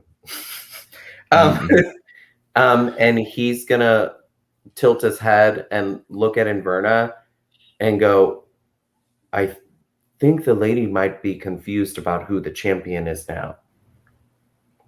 So he's gonna walk over to see if he can see if the lady is over there. Like if the Yeah. corpse has returned. Oh, yeah, interesting. And no, it hasn't. And I forgot to mention also, I guess the other sound is the crackling of this torch that Shanjan's holding that I Right. kept forgetting about. And yeah, does Feeny do anything in particular? I think Feeny is definitely going to not waste any time and maybe try to inspect the maybe she just wants to inspect like the area. Yeah, okay, that makes sense. So I think as everyone's kind of looking about, Shanjan actually speaks up and says, "Very good work, everybody." It's not his voice. It's the ladies. He says, "I'm very impressed. You've shown that these treasures here aren't the important thing, but the battle itself and defeating." And Shanjan kind of looks up at the, cracked remains of this dragon that's embedded in the wall. She's like, "The important fights." And he kind of looks at, or turns to Seraphina, I guess, holding this torch, I guess, like a creepy flashlight, She says, "You're a great champion. You did honorable combat. There's no question about that." And she kind of looks to the other two and to Xanth in the back, or I guess at herself, Shanjan.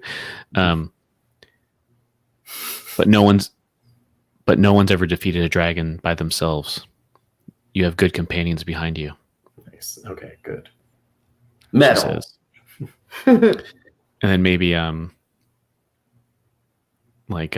she motions over to where that sarcophagus was that you saw the sword in originally. Almost went that direction too. Yeah.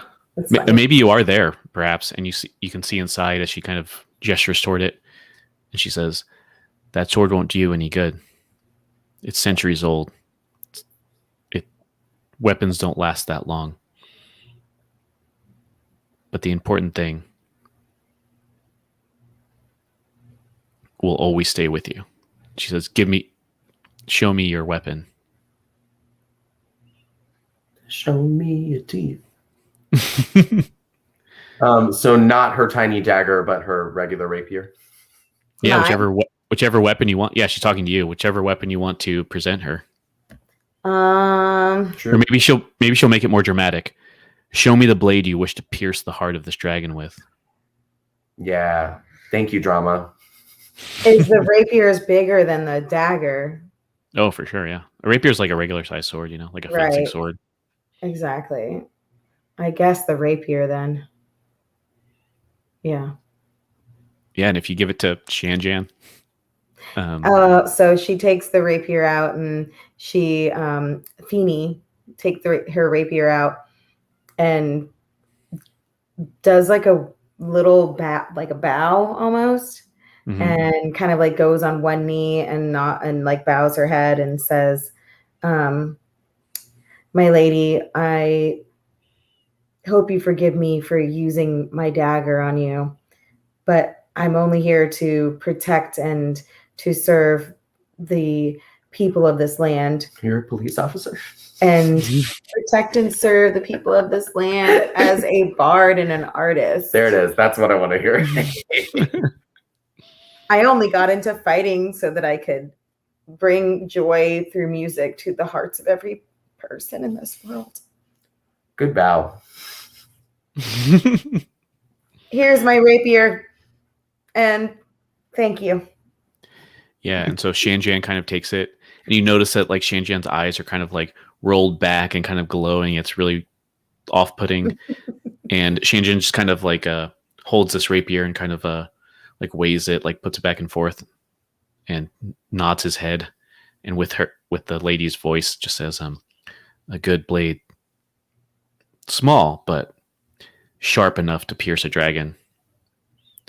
and then still holding the torch, she just like throws it behind her, like almost over her shoulder, and it just goes into that dragon skull. And that was the last thing that it needed to kind of like fall down onto the ground. Oh shit! Oh, sorry. And Right under it. Poor Xanth! No, interesting. Maybe like right at his feet or his hooves, you know. And then maybe we see from Xanth's perspective that this rapier now has like a red kind of glowing, almost glistening blade that the Dragon Slayer did originally. And I mean, I think then kind of Shanjin just kind of makes a noise like a choking noise for a second, and just like, what? Oh, hold on, should I get the skull? Oh, wait, what? Just excuse me, what happened? It's very cold here. And then I think that's where we go to break, right? Cool. All right. Cool. We'll see you in a little bit. Can Xanth walk the blade over to before we go to break? Yeah. So Xanth is gonna pick it up, and he's gonna also inspect it and nod his head, even though he has no idea what just happened. Like he really doesn't know what magic, science, what's happening here. But he's gonna walk it back to Seraphina, and he's gonna like hand the blade over to her. And he's going to bow his head, and he's going to say, you were very lucky to gather your friends here today. I consider myself one of them now. May I be your friend? And Feeny takes the blade from his hands, and, you know, the size difference is like, it's just like coming down from above, and looks up and says, Xanth, you've been my friend since the moment I met you. Slow tear. So yeah, he'll nod his head, and he does like because in Verna's behind him, he'll do like a weird horse like kick to her. Oh, ooh, fancy. Yeah. Look at that sword. He's gonna do like a weird horse kick to her, trying to like shove her over, so that way we're all surround her. And like take a look at the sword. That's what he's trying to intend. Mm-hmm. So now all of us should, I mean, I can't move her, but we'll all be like surrounding Feeny. Look, you did it. You're so good at things. Oh. And then they dance on top. Sorry, I moved you to the middle. No, that's good. Unexpectedly. That's fine. So yeah, now we're all like looking at it. Yeah. Yeah. Nice. And what song do we hear as it fades to black? Yeah. On the just like the view of this sweet rapier that's now enchanted to slay dragons. All right. Scooch over, dog. Lyric now, the warm up. Scooch over, dog. Scooch over, dog. Let's see.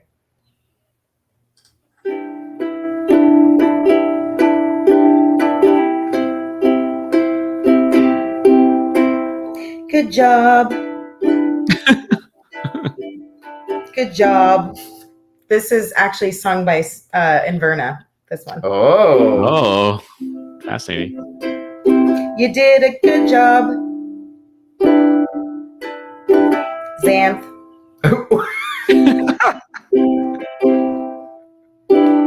We followed you down this hall.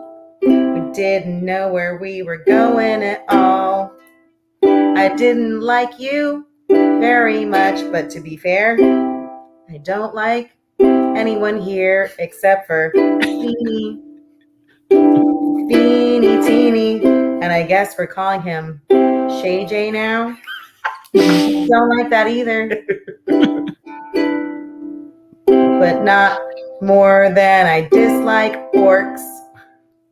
Good job. And I want to say, hey, thanks to that lady. Hey, lady, you were kind of hot. But you're dead, so I won't. Good job.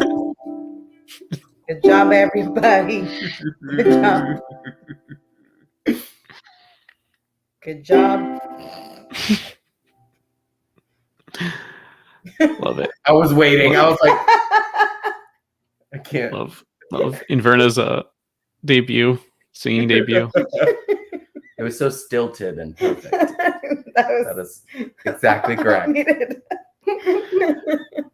Incredible. All right, so It's like, but I'm the bard. And then she just slowly was like, okay, we got it. You keep going, Inverna. Dropping them fat, those fat lyrics. all right, you kids ready for a break? We'll be right back.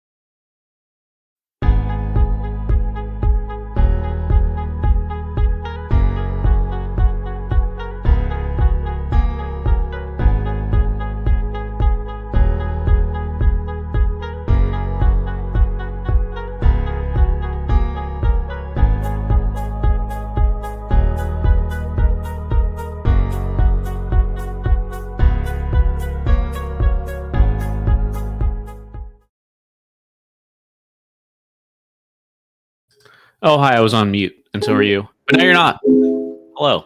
Hello. Welcome. Hey, Raven. Raven Lickenbark. Special guest. Raven. Special guest, Licky Licky Lou. Lichtenstein. Oh, we changed Guess what? it. Look at something. Well, guess what? My name's David. I'm the DM here. We got Marisa there. Who are you playing? Seraphine Chile. Heck yeah. Eduardo, guess what? I'm He's a special guest. Eduardo. And I'm Yeah. playing Xanth. It's exactly what I thought. Guess what? Last time, for some people, it was minutes ago. Others, an entire week. You waited You fought. so long. Thank You for fought. coming back. Yes, thank you. You fought a ghost. A mysterious Lady Alagandar, the Dragon Slayer. It's a ghost. She gave you, or she kind of bestowed upon you on your rapier dragon slaying properties, and said your companions. No one slays a dragon by themselves, and your companions are very important and great old chaps and chipettes. I think that's how the other. Yeah. Pretty sure. I don't know. But you're in the Dragon Barrow. I think you fell into a pit, or you went north, fell in a pit. But there's still 3 other, I don't know, wings of this dragon left. Are you going back up, or what's the plan now? Everybody? Yeah.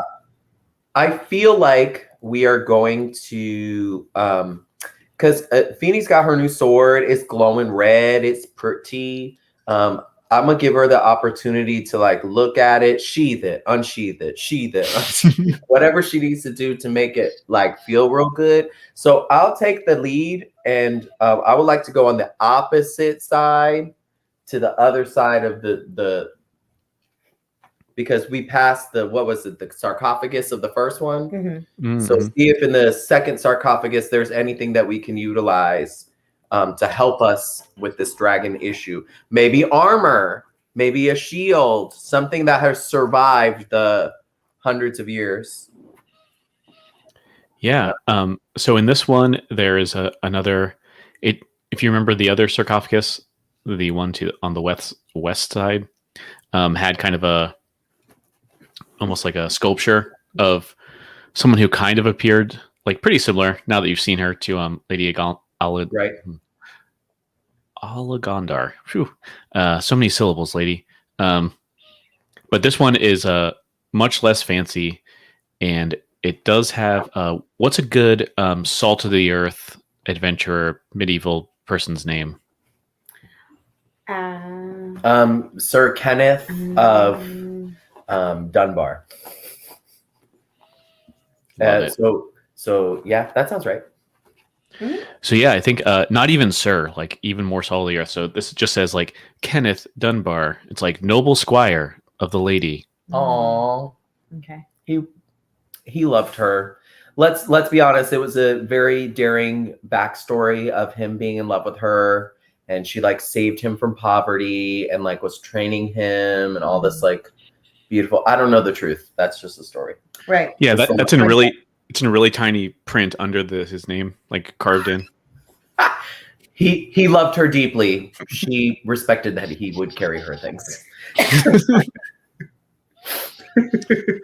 But yeah, I guess if you want to go in, like look into this, like exhume this sarcophagus, I guess. Exhume? Not really, I guess. Open it.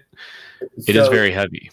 Last time we didn't ask permission. He wants to be super respectful, and he's gonna be like, "Lady and Kenneth, we're gonna look because we need." And he makes this weird description of what I just said. We're looking for stuff to help us with the dragon. Like, he's gonna pop it open, see what happens. Yeah. And would you say any of these folks are helping you? Oh yeah, I feel like Inverna is now confident. Mm-hmm. She's like, we did what we had to do to get what we needed, and this is us proving that we're heroes to own, to help. I think she has it rationalized. So she like, even though she doesn't like me yet, I feel like she's warmed up, and she's like, yeah, I'll help. Maybe as you like start to like try and push this over, she's like, all right there, big fella, you want an extra hand? Come on. And she kind of puts her shoulder into it to help out. The answer is So I don't know. Whoever has the highest strength can do that, and then just with advantage if you want. It's at athletics check. I think I did strength last time, so yes. but you still made it incredibly. I feel like it's a hard check, but last time you did it in one roll, so Woo! I didn't roll it yet. I'm just looking for my strength mod. I think it's only a 14, to be honest. I don't think I'm that strong. But you said athletics? Mhm. Yeah, Inferno's pretty good at that. I have a +5 to it. I don't know what hers is. I guess it would make more sense for her to do it if you're looking just based on the numbers. Right. She'll get a +9 total. Oh, yeah. Then she should roll it, and I'll just help. Oh, yes. Do you know how to do that, Marisa? Where am I going? So in Inverno's character sheet, Yeah. there's a kind of in the middle. There's a list of skills. Yeah, I know, but like It's this Yeah. loading thing. it's The last time. it's still being. Yeah, I can do it if you want. It's up to Yeah, you. go ahead and do it. Thank you. Take shorter time. Ah, Who trusts you? Okay, yeah. So she got that advantage. So she'll take the 21, which is enough to move it. Nice. Cool.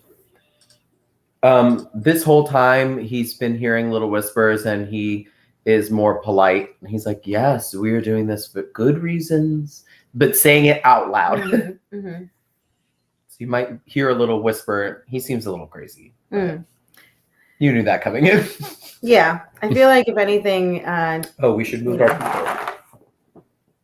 Feeney's pretty excited, that and thankful that she's got this sword. So she's sort of like probably humming along, like do do do do do, we're doing it, yeah.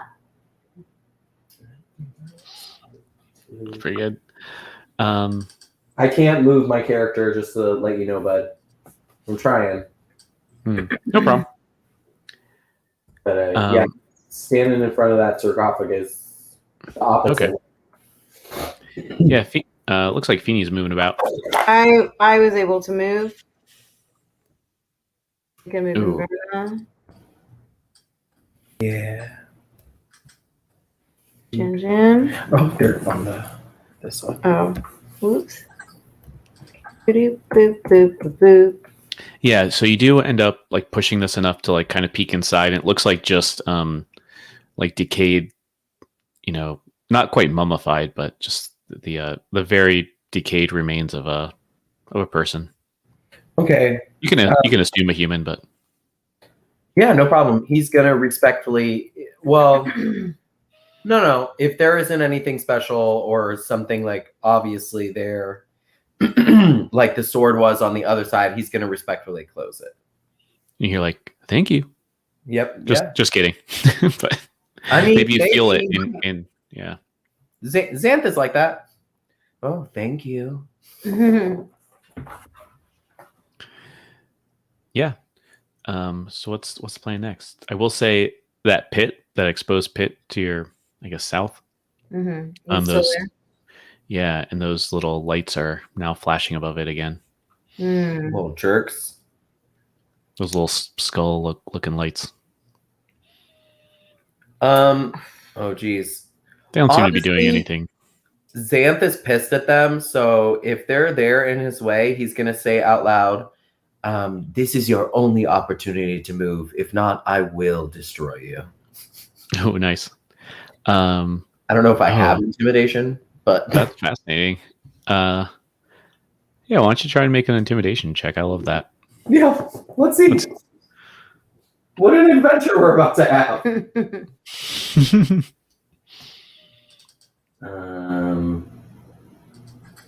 It's a +1. How exciting! Yay. All right. 14. Okay. It's better than 0. Yeah. Yeah, I think they change. They, as we were saying, they can change colors. These dancing lights. Mhm. I mean, some might call them willow wisps. They maybe turn the color of a raspberry, and not quite make the sound, but you get the impression of someone sticking their tongue out of you at you That sounds- and kind of just disappear. Okay, good. Good choice, my friends. Let me see if I can move him again. I cannot. Huh. Oh wait, now he's galloping. Oh wow. Very nice. The pit. Do I need to make like an athletics check to jump over it?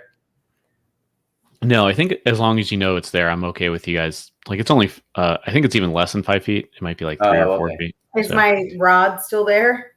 Oh yeah, probably yeah. So even if easier then. needed, you know. So yeah, I was gonna say I don't really need you to make a check. Like the danger part of this pit is not knowing it's there and then it falling out from under you.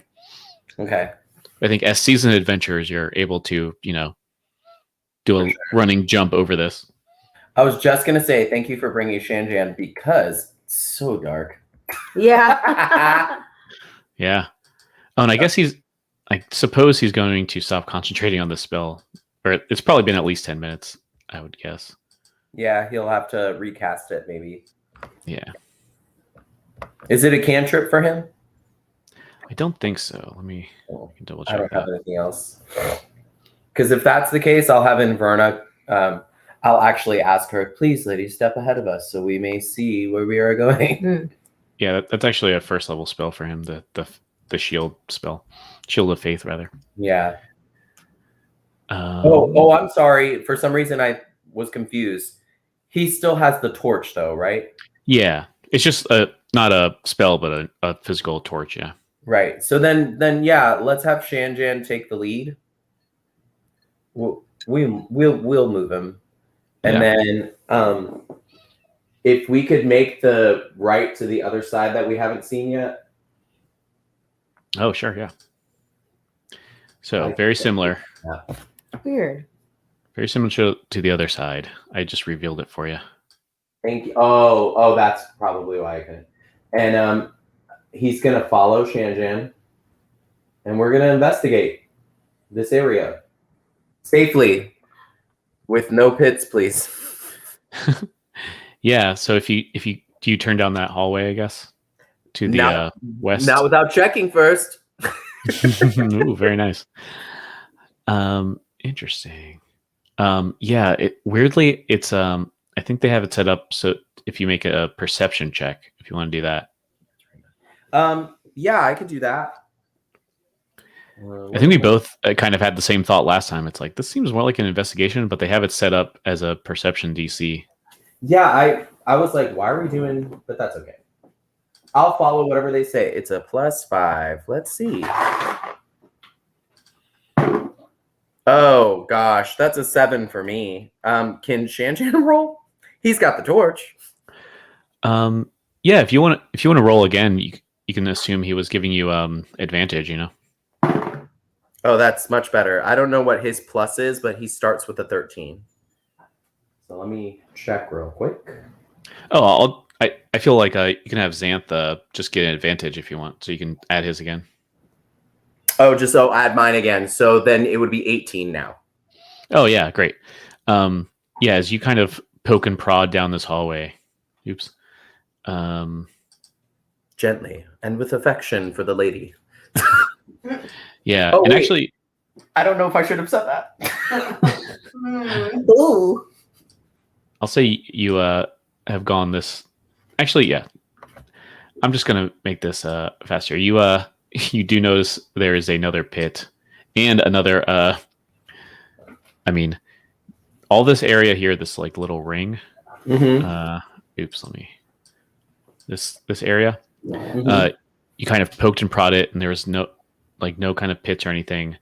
And then when you got to this other little blue circle, I think, can you see that as a blue circle? I see it as purple. Oh, interesting. Or sorry, square. I don't know why I said I need to go back to kindergarten. But no, do you see this little square that's right below that? We're moving the map now. Can you do it again? Yeah, right there. The little pink circle and that square. Okay, yeah, the square is where the pit is. Okay. Oh, okay. Shanjan is gonna put his hand up and say, wait, hold on, horse person.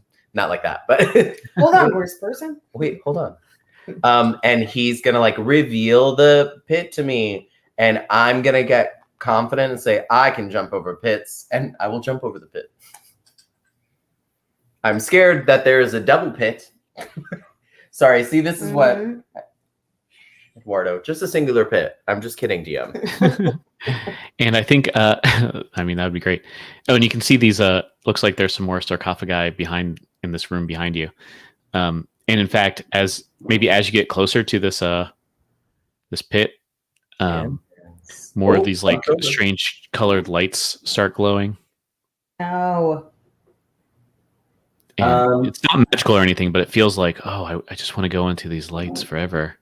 But not magically enchanted. No, yeah, stop it. You do have the option of going to the lights forever. But if you don't want to, totally up to you, then you're able to jump this pit without too much problem. Xanth is not overconfident about the lights, but he is about pits. So I feel like there's like a middling ground, and he's gonna actually Inverna. He's gonna turn to Inverna because I'm assuming she's with us somewhere. And he's gonna ask her opinion on whether or not we should continue down that way. And DM, I want to make this clear. It's her opinion. So if she wants to be like, I want to go home, I will follow that. So you don't have to feel like you need to reveal something to us.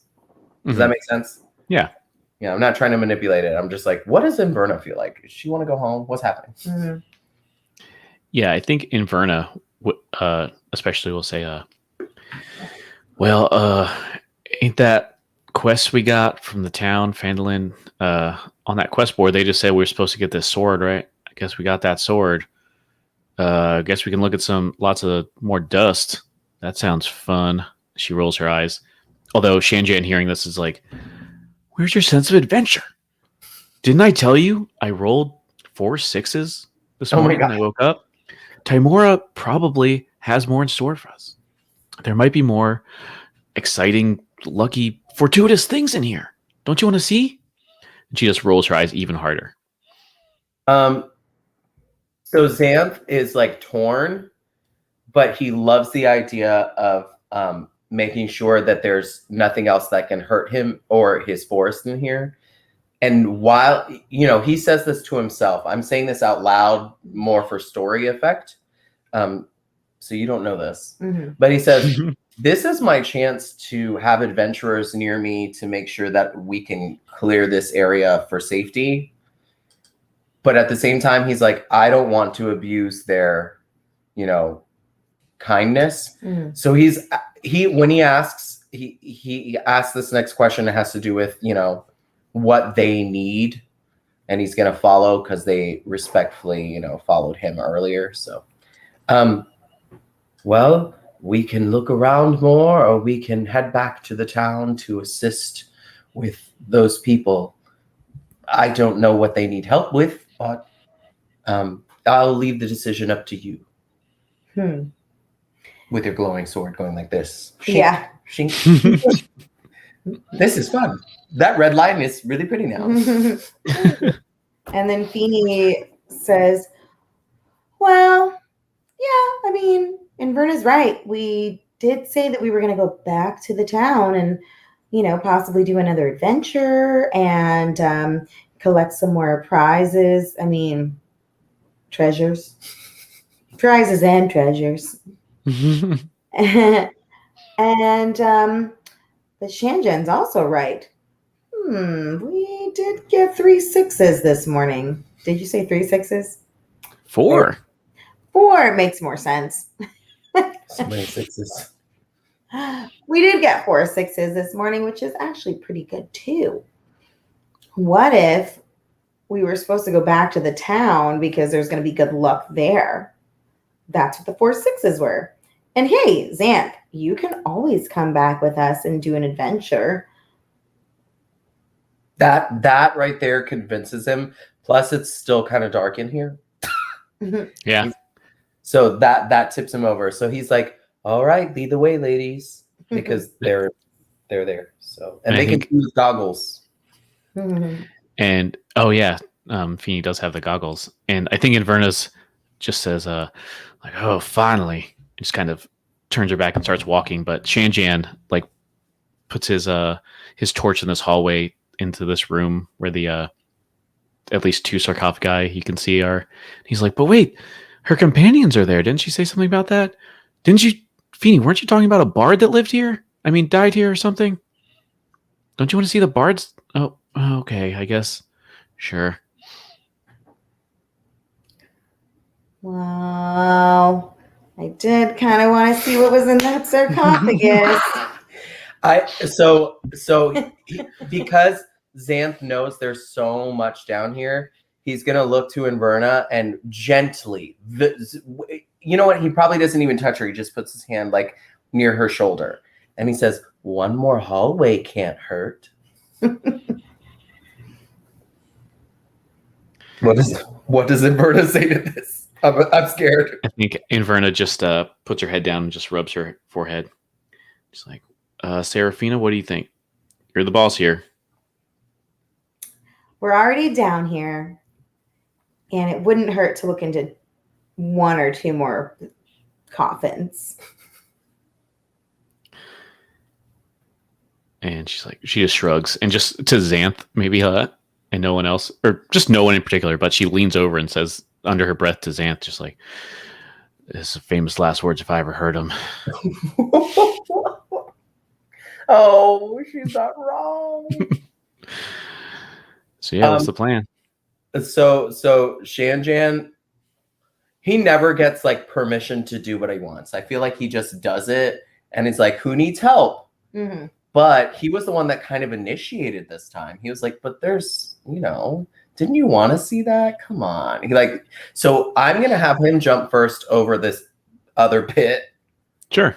And lead the way down the hallway. Mm-hmm. Because I think we can move him. Hold on. And let's head down the hallway. I don't know where he's going. I can't see it on the map. Yeah, we can't see the other side. Or below, I should say. It doesn't get any lower for us.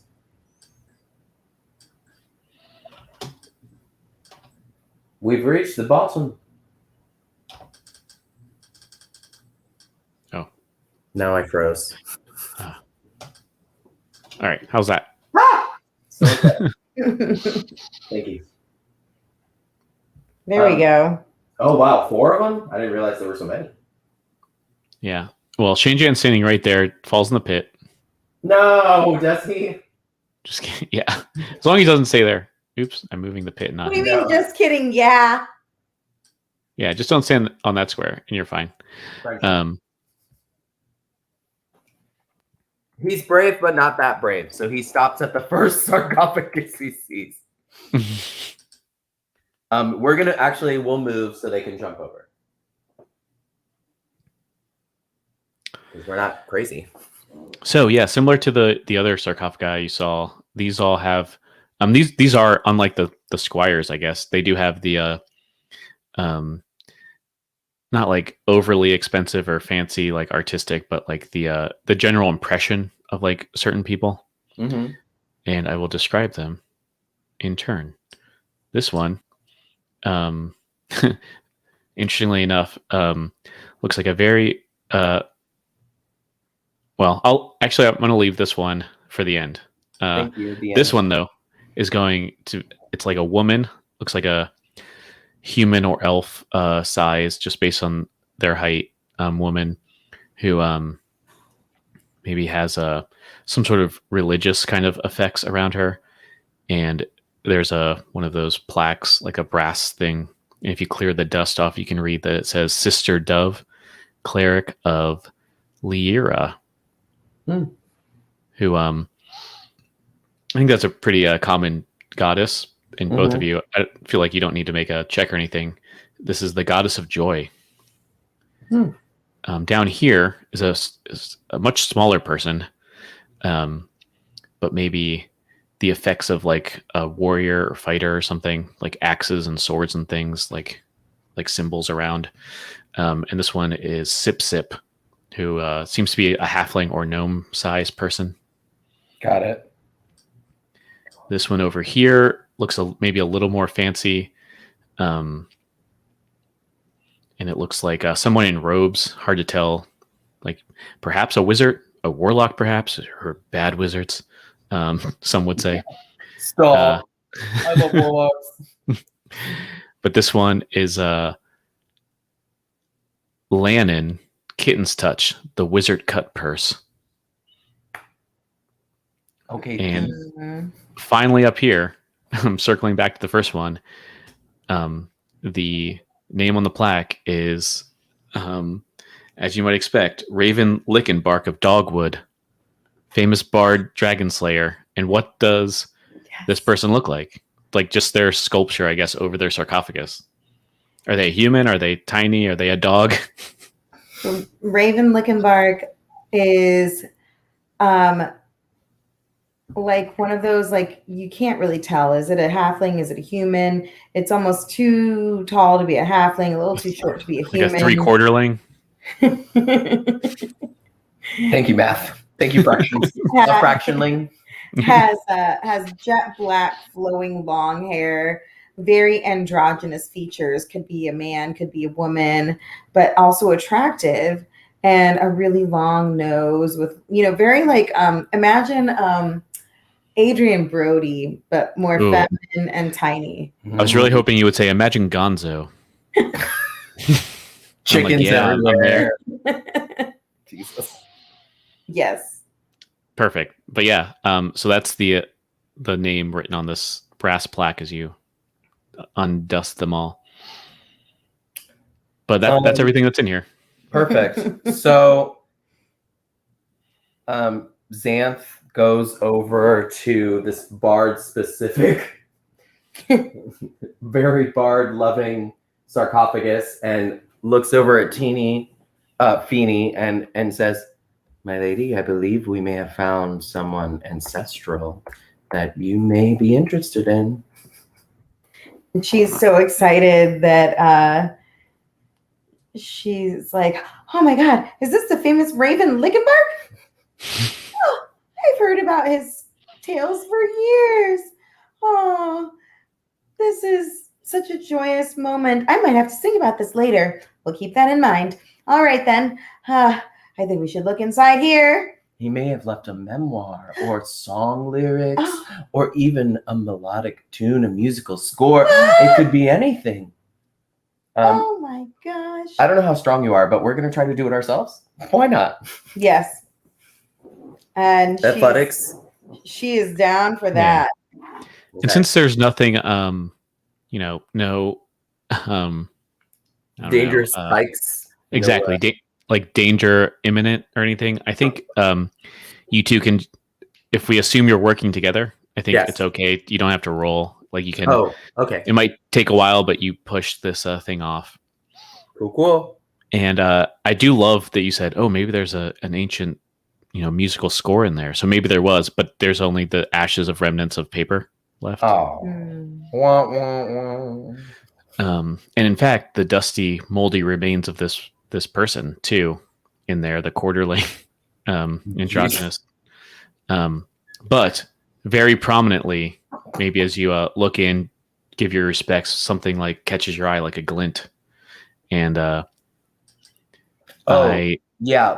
me make that clear. Every time we open something new, he's like, "Yes, lady. Oh, we're so respectful. We're only looking for dragon killing." He repeats himself. So I actually found this art before you mentioned something last session.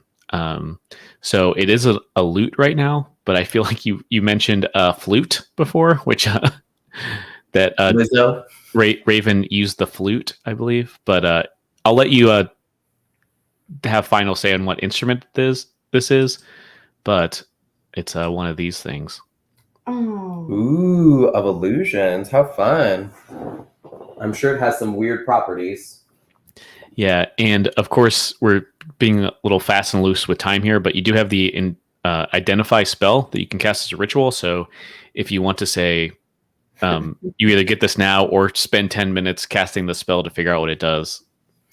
In that 10 minutes, can I open the more cleric-looking sarcophagus? That way it sounds realistic, and we can move forward with opening that one as well. Yeah, I love that. So yes, when you open, was it Lady Dove? I forget. had Joy, yeah, Dove, Joy, all that. Oh, Sister Dove, duh, idiot. Sister Dove. Duh. Oh, geez. Dove. Yeah, you notice,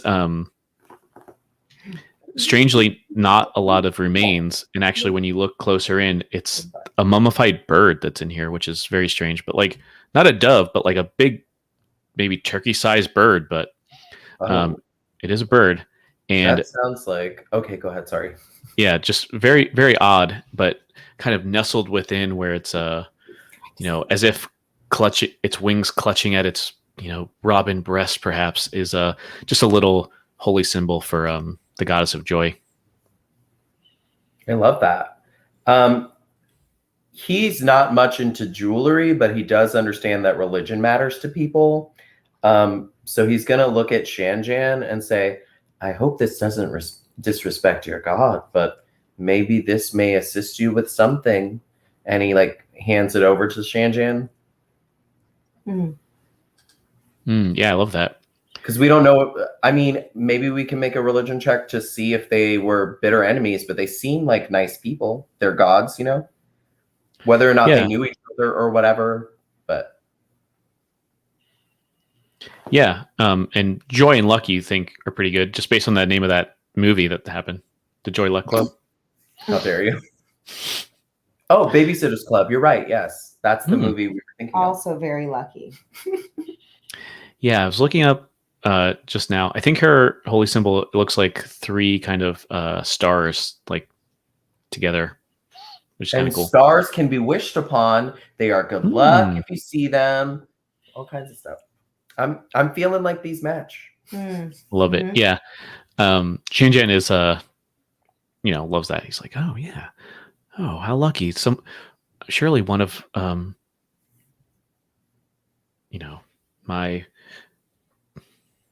my woman, my mother's friends. Yeah, Timora. Surely there must be some kind of debt owed that I'll make sure this finds the right hands. Kind of, tucks it away in his robes. Perfect. So Xanth looks longingly at the other sarcophagi, but he says he goes over to Inverna, who's been. I think Inverna honestly was standing there that whole time.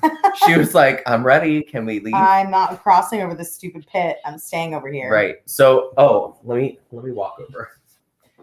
So I feel like Xanth is like, oh, you're right. We should get leaving. So he's gonna stand on the other side of the pit. He's gonna whisper talk out loud while these two are admiring these other items that we have found, and he's gonna not tease her because I don't think that's the right mentality of what he's doing, but maybe illuminate her on something, and he's gonna say, Inverna, there are 2 other sarcophagi down here. But I think maybe when we return on another adventure, you and I can see what's inside. How does that sound? Yeah, and I think she just she's probably leaning against the wall, with her foot up. Just one of those. Just yeah, just whenever y'all are ready. Okay, but will you be ready to go on an adventure with me in the future? She kind of narrows her eyes, kind of confused, yeah, I do all kinds of adventures when they pay. Oh, so maybe the answer is a maybe. Well, yeah, I guess it's going to depend on what the reward is, right? Not getting what you're thinking. Yeah, of course. And I love it because we're both not understanding each other. Yep. So he's going to nod and his darker horn, the more mischievous side of him, is going to flick on the left. And he's going to say, yes, even in the dark, she's still very pretty. And now he's just going to jump and let's go. Let's get out of here. And then I think for the audience too, Inverna kind of adjusts her hat and just yeah, that ghost was way too pretty. Oh yes! That makes me so happy. Yeah, I love that. Go for it. Go for it, audience. Get your backstories in, kids. So are you gonna leave these other 2 sarcophagi? Yeah, we're gonna leave him. Fair. We got what we came for. True. Oh, a little something here, a little something there. Mm-hmm. Plus, you never know what happens in the future. Maybe they will come back. Yeah. We don't know. We don't know their lives. We don't know. So yeah, an important question. Dog string, Lipton Park. An important question for Feeney. You have often referred to your ukulele as magical, but it's not mechanically magical. Do you want to upgrade to this either flute or lute of illusions, or is that going to be your backup? So my ukulele hasn't been magical this whole time. I wasn't ready. Listen, the magic was in Serafina the whole time. Yes. I do call it magical constantly. Listen, I would never correct that. God. Why did you never? This is a conversation for later. Why you never corrected me? Why it's not magical? Oh God. All right, so if I upgrade my uke to this magical lyre, What did you just call your husband? You're a magical liar, damn it. now you know. I guess is there any downsides? No downsides. Let's see. It makes simple visual effects include luminous magical notes, a spectral dancer, butterflies, and gently falling snow, for example. Magical effects have neither substance nor sound, and they're obviously illusionary. The effects end when you stop playing. So it's kind of like that spell you use to kind of help your performance before, but just instead of using a spell, it's just kind of innate to the instrument. And you can just keep it and maybe give it away too. Like you don't have to. Why would I ever give away my magical quarter elf? I mean, what is it? Quarter halfling? Yeah. 3/4 lane. 3/4 lane. There it is. So you're suggesting either I keep my uke and I keep that as a possible trade. Oh, I'm just saying, which one do you want to be your primary instrument? I guess. And remember, didn't we make fun of you before because you're carrying like 300 pounds of stuff? Oh yeah. Yeah, I don't know if that could be interesting if you just want to trade it, like leave your own loot in the sarcophagus for the next people to come find it. I don't know if I'd go that far, but I definitely think I want to take the magical loot. I think I want to keep that, and can I sell it when I get back to Phandalin? Oh, absolutely, yeah. So that one woman, I think also named Linan. There's a lot of people with similar names. Was someone who would buy like magical items and gems and stuff. No, I want to keep the magical one. I think I'm going to sell my regular one. Oh, okay. That you will say is magical. That's not changing. It's magical because it's been on so many adventures this entire time. We're going to have to redo the whole logo now. Great. I need a liar now. You've got one in a husband. Quick. Yeah. Wow. Quick, I need to learn a liar. Cool. So, where to next? You have 2 other wings to explore in this barrow, or you can call it a night and head on back up, get your quest back. I feel like Xanth implied that he would love an adventure in the future, and now that technically they have searched, that one extra hallway that he promised in Myrna, nobody knows that we've quote unquote defeated this dungeon. You know what I mean? So sure.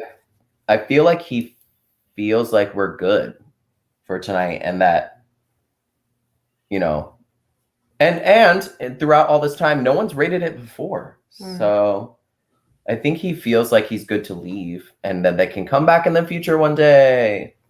As much as he would like to search around more. I will correct one thing, is that when you fell in the pit, you did see, not, I wouldn't say fresh bones, but that's remains right. that seemed newer than at least the bodies in the sarcophagi. That's fair. There might have been some attempts before, but probably not in a while. Yeah. That's true. I mean, I don't mind looking real quick, but it doesn't. I don't think it matters. Yeah, I mean, I feel like I'm pretty good with this. I mean, we got what we came for, and we got extra. That's true. Cool. So headed back up then? Yes, please. Sure. Yeah. Let's get back to our trail. Take me away. Yeah. And actually, now that the map doesn't really matter too much, let me show you the shape of this hill. Oh, the dragon wings. So yeah, if you kind of zoom out. Right. Now I understand what you were mentioning earlier. Yeah, although if you can tell, the map is superimposed over it, so I'm like, why did they do that? Now I can't really show them. Yeah. But Unfortunately. I see what they were going for. I get it. Yeah. Why can't I go over? This is just being a bitch. It did that earlier to me too, yeah. Oh, okay.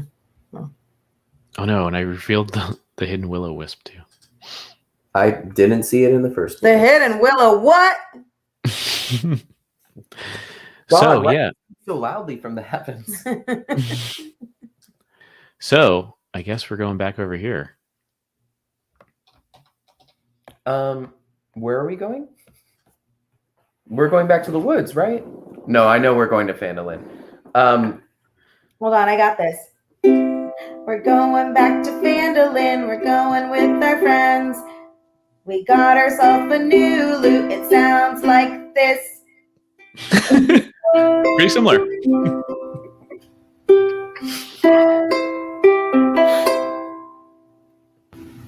Okay, guys, let's go. Rude. So just to save us a little bit of time, I want to say, when we go backwards, I guess, going towards Phandalin, it's a hard decision because Xanth only really was going to take them to the Dragon Barrow. True. And he has met new people and went on an adventure with them. He likes that, but he kind of like wants to also check back home, but he doesn't want to take them there. You know what I mean? So can we have like a little conversation and see if he's definitely going to keep going, guys. Forewarning for everyone watching, he's going to join them. He just wants to hear what it's like to be convinced. You know what I mean? Yeah. So he wants to hear it. So I feel like we untie the horses, we climb back onto them, and we start like not galloping, like a decent trot back home to like where they met him. During this time, this is more on you, David. You're welcome. During this time, I feel like Shay J is the first to approach Teeny Feeny about it. So what does that conversation sound like? Because he's kind of like leading the way and not truly listening. Xanth is like out of the way, so they're having a conversation. Oh, Shane Jane and Serafina? Yeah. Because they, I mean, just because I led you somewhere doesn't mean I'm a full part of the crew, you know? Right. So who's starting this? Are you Shay J or what?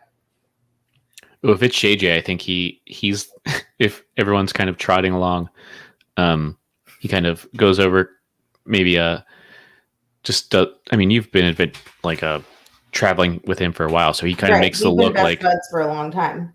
Oh yeah, oh absolutely, that's right. Like even years before you started this stuff, so he kind of makes that look like, oh, let's fall back and have a conversation, and then it's kind of just nods. Yeah. So then when it's just the two of you and kind of Inverna and Xanth kind of go up ahead, and when he thinks that, at least Xanth is out of earshot, because Inverna God damn her. She's never had an earshot, these elves. He kind of leans over, just very conspiratorially. It's like, hey, Seraphina, Xanth is the coolest person I've ever met. He needs to join up immediately. He is so awesome. Did you see the horns? He's so cool. And Seraphina looks up at him and says, Shay J, I know you think that he is the coolest person that you've ever met. But remember that time that you met my great-great-great-grand auntie pappy mother friend, cousin, and they made you a triple-decker breaded magic singing blueberry pie? You didn't think that was the coolest thing you've ever seen in your life? Oh, but I guess fine. I guess Xanth takes second place. You're right. Yeah, you're probably right, though. I would never dispute what Grampy Auntie Mammy did. I loved every second of that blueberry thing. But yeah, Xanth is really awesome. Well, I guess what it comes down to is, do you think that maybe Xanth could help out with one of the other quests that we need? I mean, in the long run, we're doing this for the people.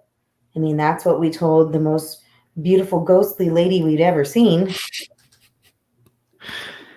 And I think Janjan's just like, he scratches his head, just like, I don't know. I don't really see it. She, I guess is fine, but whatever. But yeah, we did say that. And I'm, of course, that's the main thing. But I mean, did you see Xanth like really let those arrows go on that skeleton thing that I'm pretty sure was helping? Probably. You know, I'm just going to go ahead and say it did help because it didn't seem to hurt. And Rational. And, you know, the bottom line is we got the sword. We need to go on another quest to figure out what else we need to do. The next step into defeating the dragon, you know, Doisp. And the badger? No. The other Doisp. Oh, the badger's father. I think he said he was a junior, right? Doisp Junior. No. The dragon. You know, of Icefire Peaky Dragon. Oh, okay. Yeah. Right. I'm not really sure what their name is, actually. I'll think about it later. But he knows the woods. He knows the trails. He clearly has a lot of strength. And he's really polite. I mean, he's got that weird eye thing. But, I kind of like it. His eyes are kind of the coolest thing about him. Huh. And to remind you, about 30 seconds ago, he said the horns were the coolest thing about him. Oh, fair. Yeah. And then she just teases him and says, hey, don't make me go back to that girl in Fandolin and tell her you got a new crush. He's like, oh, and he just like blushes immediately. He's like, I don't have a crush. I just think he's the coolest guy ever. But yeah, please don't sing that song again about that. No. But anyway, don't worry about her. But no, I guess, well, we did get those 3 quests, right? And the one is in the forests, and the one is, I think, in the mountains. I guess if Xanth knows the forest pretty well, I guess that might make sense.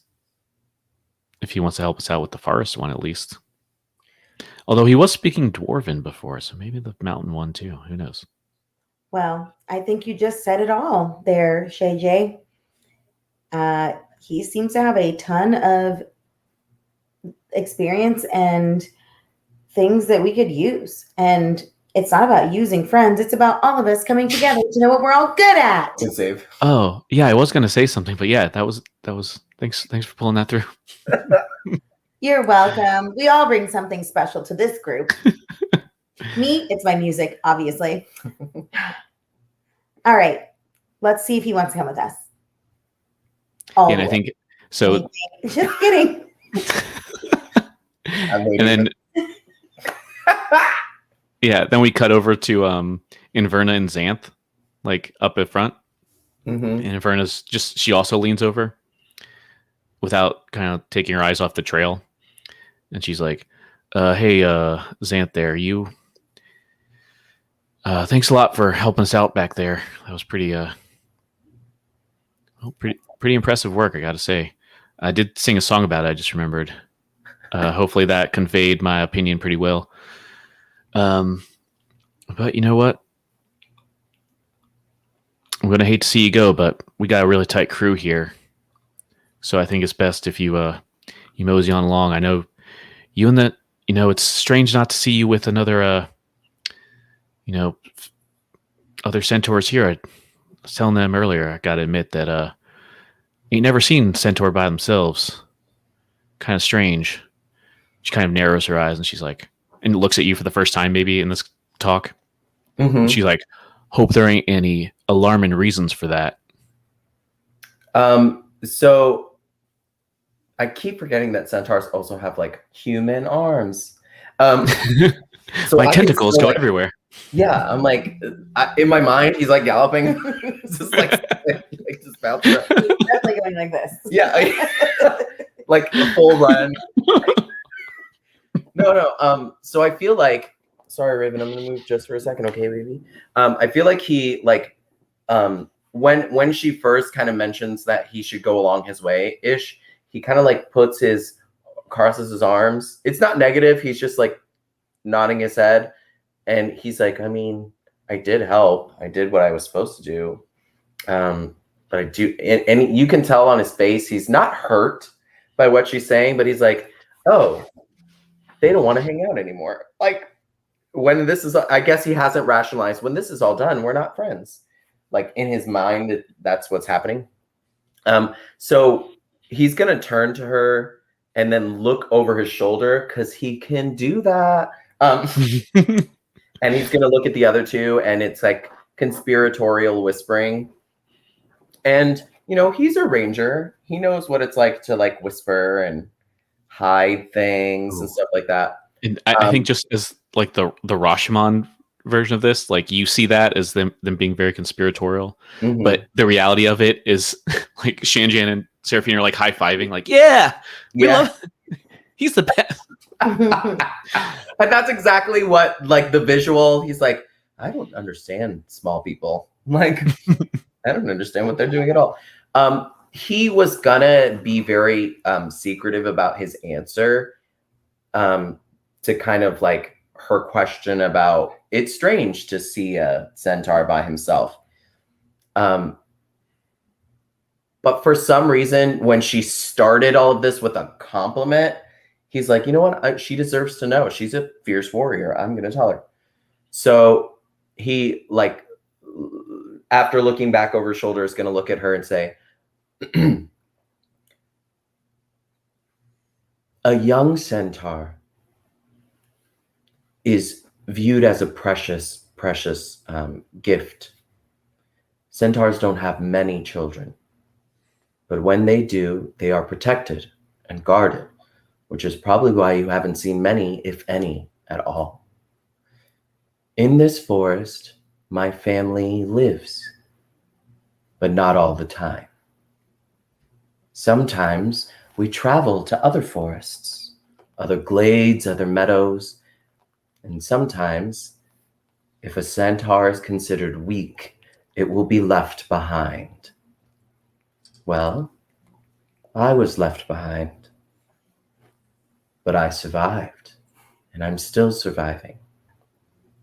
And I want to prove to my family that even though they left me behind, I was not weak. So he's like taking it super serious, and it's like the first time he's been serious this whole time. And during this, you can, normally you would see like a glow or a flicker, but you can kind of feel that energy push away. It's just him when he's talking, if that makes sense. Mm. Oh, I love this. So I think this might be, at least for the benefit of the audience, and you can decide for yourself if how much or how little Xanth picks up on this. but especially when you say left behind, and I think you say it twice. So like each one, like we as the audience kind of see like it almost looks like she gets hit with like an arrow, you know, like she like starts each time you say left behind specifically. Mm-hmm. And then she kind of just, you know, tightens her brow and kind of looks down as everyone's like, you know, trotting along, and there's like some silence for a minute. She's like really hard considering, and she's like, again, without even oh no, I gotta make this extra, right? The cheek away from you, just like she wipes away a tear, and then she just gets her composure and looks over. I think she does look in your eyes for a second, and it's not soft or nice. It's still like hard. Like, does she hate me? I think she's about to fight me for a second. Probably, you think, and she's like, "Well, Xanth, no one should be left behind. That's a fate worse than death. If people left you behind, that is unconscionable. If you need a place to stay, I guess you can come along with us." And she kind of looks back and she kind of trots a little up. She's like, "I'll be the leader now. This conversation's done." Got it. To that, he like nods his head, and you see his this is more for the visual of the audience, right? But you see his eyes kind of glow a little bit, and all that energy comes back to his horns. And his ears flick every now and then, but he kind of like nods and like approval, if that makes sense. Mm-hmm. And he does a weird like extra little hop that when he knows Inverna's not looking. Mm-hmm. When he knows she's not looking, he's gonna do like a little yeah. But he, you know, technically he still hasn't been asked to stay, but he appreciates the kindness of, you know, if you need this, you can. So yeah, the rest of the way, I feel like we gallop, what is it, like half a day or whatever it is, and we get to the entrance of where they found him. Just to like speed it forward, if that's okay. Yeah. Okay. So what he does is he has like a pack that he carries, and he like hangs it on a tree, like that first tree where they found him. He like hangs it, and he like taps the tree, and you hear him say, "I'm home." Out loud. He's not hiding it, but it's as if he's saying it to someone. Mm-hmm. And this isn't your pond, right? It is not. Okay. No. It's just like when he makes that travel through the forest, you know. Gotcha. What's it called? Not a travel. What's it called when you're watching? Like what a ranger would do, right? Yeah. Like I don't know. Patrol. Yeah, there you go. Mm-hmm. When he's on patrol, this is like the furthest he's willing to go out of the this is forest. his Right. Post. One of his posts. Mm-hmm. Yeah, so then I guess you other three kind of maybe stop the horses as Xanth stops. And Inverna kind of, maybe she's the one who speaks up and just like, well, I guess this is where we part ways then, just as a question, you know? Mm-hmm. And Shanjan's like, maybe he does like grab Seraphina's arm. Just like, don't let him go. And then Seraphina just, busts in and says, "Oh, no. Absolutely not. It's a tea leaf way.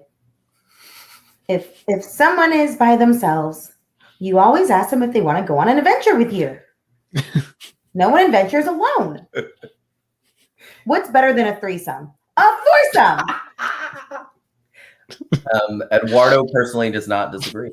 And I think Inverna, the world weary one of the bunch, she's like, that's not what she does not, that does not mean what she thinks it means. Xanth definitely doesn't know any other version of like, 3 + 4 + 1 is 4. You know what I mean? That's what he gets out of it. And Shanjan's just like, go ahead. I was gonna say, to add to the joke of this, I think Shanjan's like, yeah, we can all get lucky. Exactly correct. That is yes. So I feel like Xanth looks at his bag and he furrows his brow a lot because he's like, I don't know what to do in my head. And this time he's gonna look at them each in the eye and like take the time to observe them. He's not doing the weird horse thing where he like pushes the horse aside and like looks at you, but he comes up closer than he normally does. And he like looks at them and he like takes a step and his eyes do glow. I think Seraphina's seen this the most, but she hears like the chittering, like just whispers. And I want this noted just because we may never speak of it again. He was pretty young when the centaurs were last through here. He doesn't know when they're coming back, if they're coming back in a cycle, because he was just a kid. So he doesn't know if it's 10 years, 50 years, 100 years. But the things that whisper to him, they kind of protect him, sort of. This is without trying to reveal too much. So I think when you see in his eyes, he's observing your heart, your kindness, your willingness, and they are whispering what you've done. So they're like, she sang a song, she made you happy, and you're like hearing, you specifically because you've seen it the most, you're like hearing pretty, nice, cute, like fun, kind, heart, and you hear strong heart. That's the one they stick to. So you hear that the most. I suppose you would hear him saying it as well, so it's not too like mystical or creepy, but you say strong heart, strong heart, strong heart.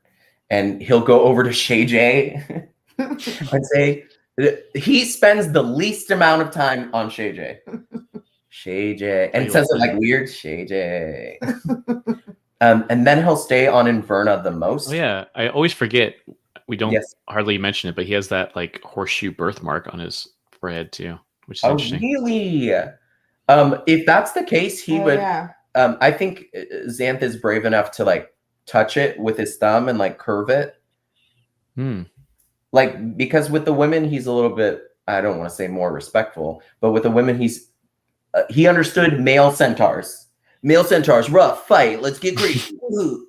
But, you know, the women were more protected, just like the children, because they're more rare. You barely see them. So I think, like, as a male-to-male bro moment, he's like, yeah, Shay. Like, you took a hoof to the head. You know what I mean? Like, you know, in his brain, he's like, cool. But then he goes over to Inverna, and I think they have the stare off. I think they have the moment, kind of like when a horse, when you have to pet it before you can get on it. I mean, not that analogy specifically because it's sexual, but, you know, like that, like, I need you to trust me before I can be with you. Oh, man. So how do you feel Inverna reacts to that? When you try to, like, we're not trying to be mean to each other. We're just looking into each other's eyes. I see. Yeah, I have her picture up here too, and I forgot. She has like a big scar on her face too that I always forget about. But so just almost like not a stare down, but you know, just staring at each other's eyes. Yeah, it's like that observation that you would make.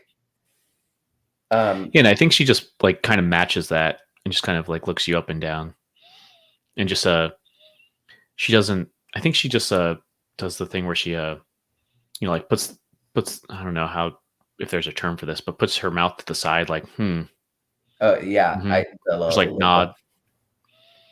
That is like a good enough signal for him as like mutual respect. So he's gonna hop up and both of his ears whirl and like weird, like, because he's listening. And you see his horns just go shoo, and you see like a flicker. The dark one's a little more wavy, the bright one's a little more like fireworks. Like you see like the flicker, and his eyes will actually glow. Like this time you have no doubt in your mind that his eyes are doing weird things. he's gonna do like a horse shuffle where he, like all his hair shakes. And he's gonna say, "If you'll have me, I'll join you." And then Serafina gets so excited and she's immediately just like, of course we'll have you anytime. Why would we ever not have you? We already talked about it. I mean, well, I guess Inverna and I didn't really talk about it. Sorry, Inverna. But And she just shrugs like, whatever, boss. huh? And Verna just shrugs and she's like, whatever, boss. Well, I knew she would agree. Wink, wink. And she says the words wink, wink. She doesn't actually wink. Nice. And she's like, but Shan and I talked about it. And well, there's no one else in this whole world in the Neverwinter Woods that we would. I'm trying to remember what the world was called. The world is favored, and the area you are in is the Sword Coast, I think. That's right, the Sword Coast. Let me do that again. Sure. There's no one else on the Sword Coast we would rather adventure with than you. Obviously. I mean, you helped us out. You showed us the way to get to the sword. You were so strong against that beautiful lady, right, Inverna? Wink, wink. And just a shot of Inverna putting her hat down to cover her eyes. And you know, we're on our way back to Phandalin anyway. You're by yourself right now, at least. Why not come on an adventure with us? I mean, only if you really want to, of course. You know, no pressure. You're halfway through whatever you're saying. Not even, I don't even think we get the full way. Yeah, you're halfway through. And you see him like backtrotting in that weird like story way that you mentioned. And he gets all the way up to the tree and he never looks away from you because he feels like that would be disrespectful because you're talking. But he grabs his satchel, like puts it back on him, and he taps the tree again and he says, "Don't worry, I'll come back." And he'll look around him. I don't know if you can hear this because you're talking, but this is more maybe for the camera.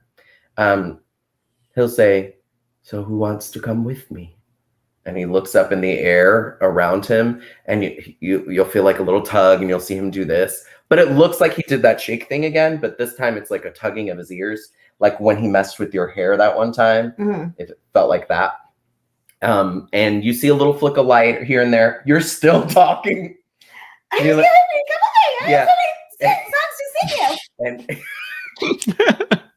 he like taps the tree and he says, "All right, time to go." And he like, for him, it's like the brave moment of like, I have to leave the house someday. Like I can't stay home forever. So he's going to actually travel with them to Phandalin. Oh, I love that. Yeah, that was a really cool scene. I loved all of that, or several scenes. But so yeah, it's 10 now, so we have about a half an hour. So actually, I have really good. I like two really good possibilities. Do you think? And I'll leave this up to Marisa. You can have final say here. There could be an interesting scene if you want to go back to town, or there could be an interesting scene if you want to, because you had the woodland manse that was also in Neverwinter Wood, where I think I have in the rumors, that Xanth knows where this is specifically. Yeah. So we can actually guide you there, and there could be a fun like campfire thing like we kind of did before with Xanth if you want to do that. Although we kind of had that right now, but I think there's going to say, we just did that. So many emotions around the campfire. Yeah. But I mean, I'm sure there's plenty more emotions to come. So up to you. Which do you think would be more interesting? Between going straight to the next thing, which was the woodland manse, or going back to Phandalin and like returning, look, we got the sword and like all that. No. Which two would you? The woodland manse was what again? Yeah, let me bring it up. Promise. That's There not. you go. not Yeah, so that is the. Can you see that? Yeah. Did it come up to you? Okay. Would you like me to read it? Oh, that's I right. can do it. Yeah, go for it. I feel like during the travel on the way, Inverness mentioned an orc here or there or whatever. So before we even make any decision on where we're going, he says, the orcs have fallen under the sway of evil spellcasters in Neverwinter Wood and have been sighted in growing numbers near Falcon's Hunting Lodge. The spellcasters dwell in a ruined manse. Falcon, which you would know, not me, but someone needs to make a preemptive strike against them, possibly destroy the evil in the manse. Mm. Yeah, I can't read it like it's written. Right. Well, And this is like physically what was written, like hand scrawled in the town too. Yeah, so on it's the little from their poster board. perspective. Yeah. So yeah, And Xanth, then- Xanth might have different opinions on this. well, I feel like if anything, I speak that. Feeny would just kind of ramble on. She's already talking and just would ramble on into this, like, well, we already met Falcon and we already helped him out with something. And, well, he kind of owes us, if you think about it. We did that big thing for him before. And as much of a pompous friend that he might be, I definitely think that he would reward us if we try to help him out. And, not to say I'm an orc slayer or anything, but, Inverna has some experience with orcs, and now I do too. So, I mean, we could go back to Phandalin, but we also could just go straight to the Woodland Manse. What do you guys think? Xanth will nod his head and he'll say, either way, I'll be more than happy to assist you. I do know the way to the Woodland Manse, so if we went now, I'd be more than happy to guide you. And he's going to look at Shay J and shrug his shoulders. So I don't know what Shay J would say in this particular. Yeah, I think Xianjian might say, or Shay J, as you prefer, might say, yeah, Shay J. I like it. Yeah, well, last time when we went to the Falcon's Lodge, didn't he, I don't know if we technically owe him a favor. I think he let us go on like those weird nobles that were getting married and just help them go somewhere. I think he kind of let us in and he didn't really want to. And we fought those little bugs, real big bugs. And he it seemed like he wanted to help us, but he didn't really help us. I don't know. Falcon just kind of rubs me the wrong way. He's fine, I guess. He sounds indecisive. And then, of course, Feeny breaks in and she's like, that's exactly my point.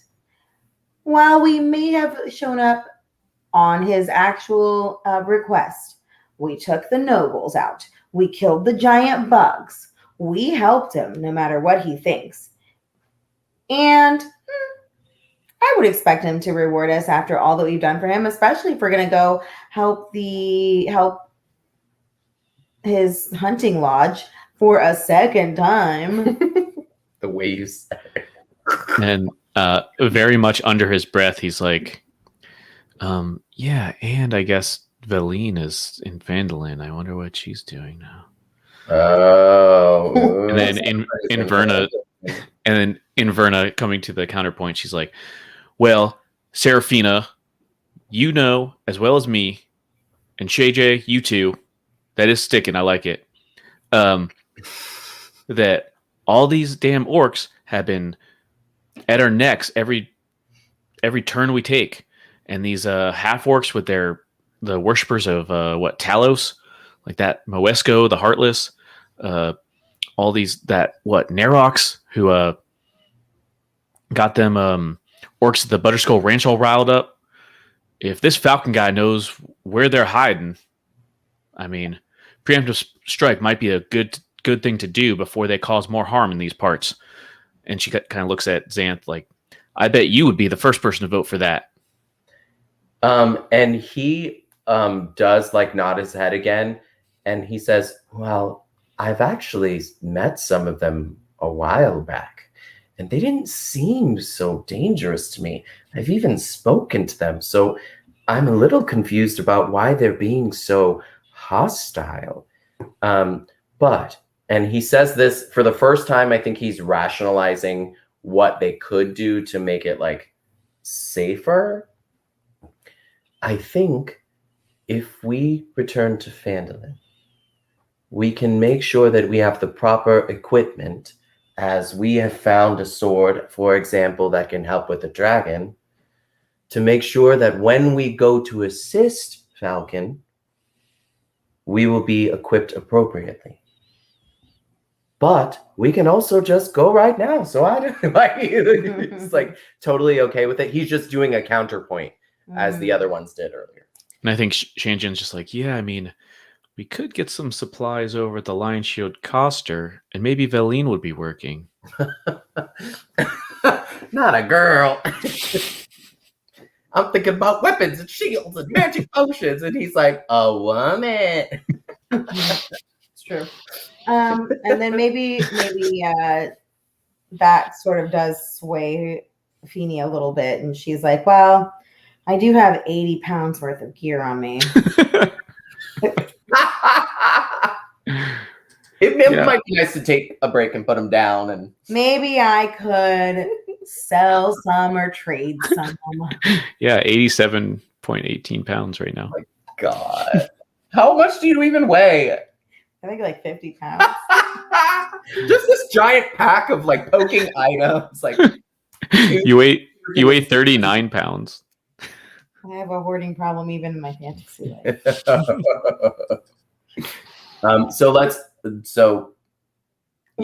back to Phandalin, everybody. Okay.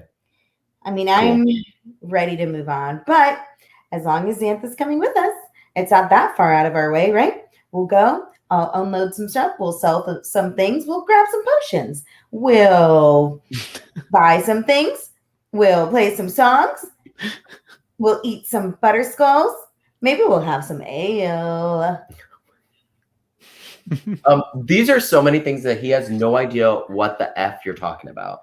He's just like, oh, I just thought we would get like rope and a shield and maybe even a torch. Like he's just like thinking about arrows. I did shoot 4 today. Like he's like, but those sound fun. So like the more you talk about them, the more he's like, yeah.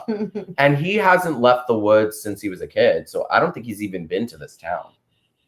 Do you? That's a good question, David. Do you think he's ever left the woods? I'll leave it to you specifically. I was going to say that's a really good question. I'll throw this back to Eduardo. Do you think? Hey, Eduardo, what do you think? I mean, I have a feeling I know what I would say, but I'm curious because you're God. Yeah, well, I know this town Phandalin is it used to be like a big to give you some history on this, and I guess in the woods you might know the basics at least, right? Yeah. So it was big, like hundreds of years ago. It used to be a big kind of bustling village, and then it went into decay. I think it got attacked, and then only recently have people started moving in, like within the last like human generation, which is also a centaur generation. I think they have the same lifespan. They do. Yeah. So maybe like when your parents were young, people started moving into this old prospecting town. It used to be like a mining town, and now it's like kind of a mining town, but there's not a lot to mine around here either. Right. Although there's that gold mine that our old friend Don John just started up. So there might be more people.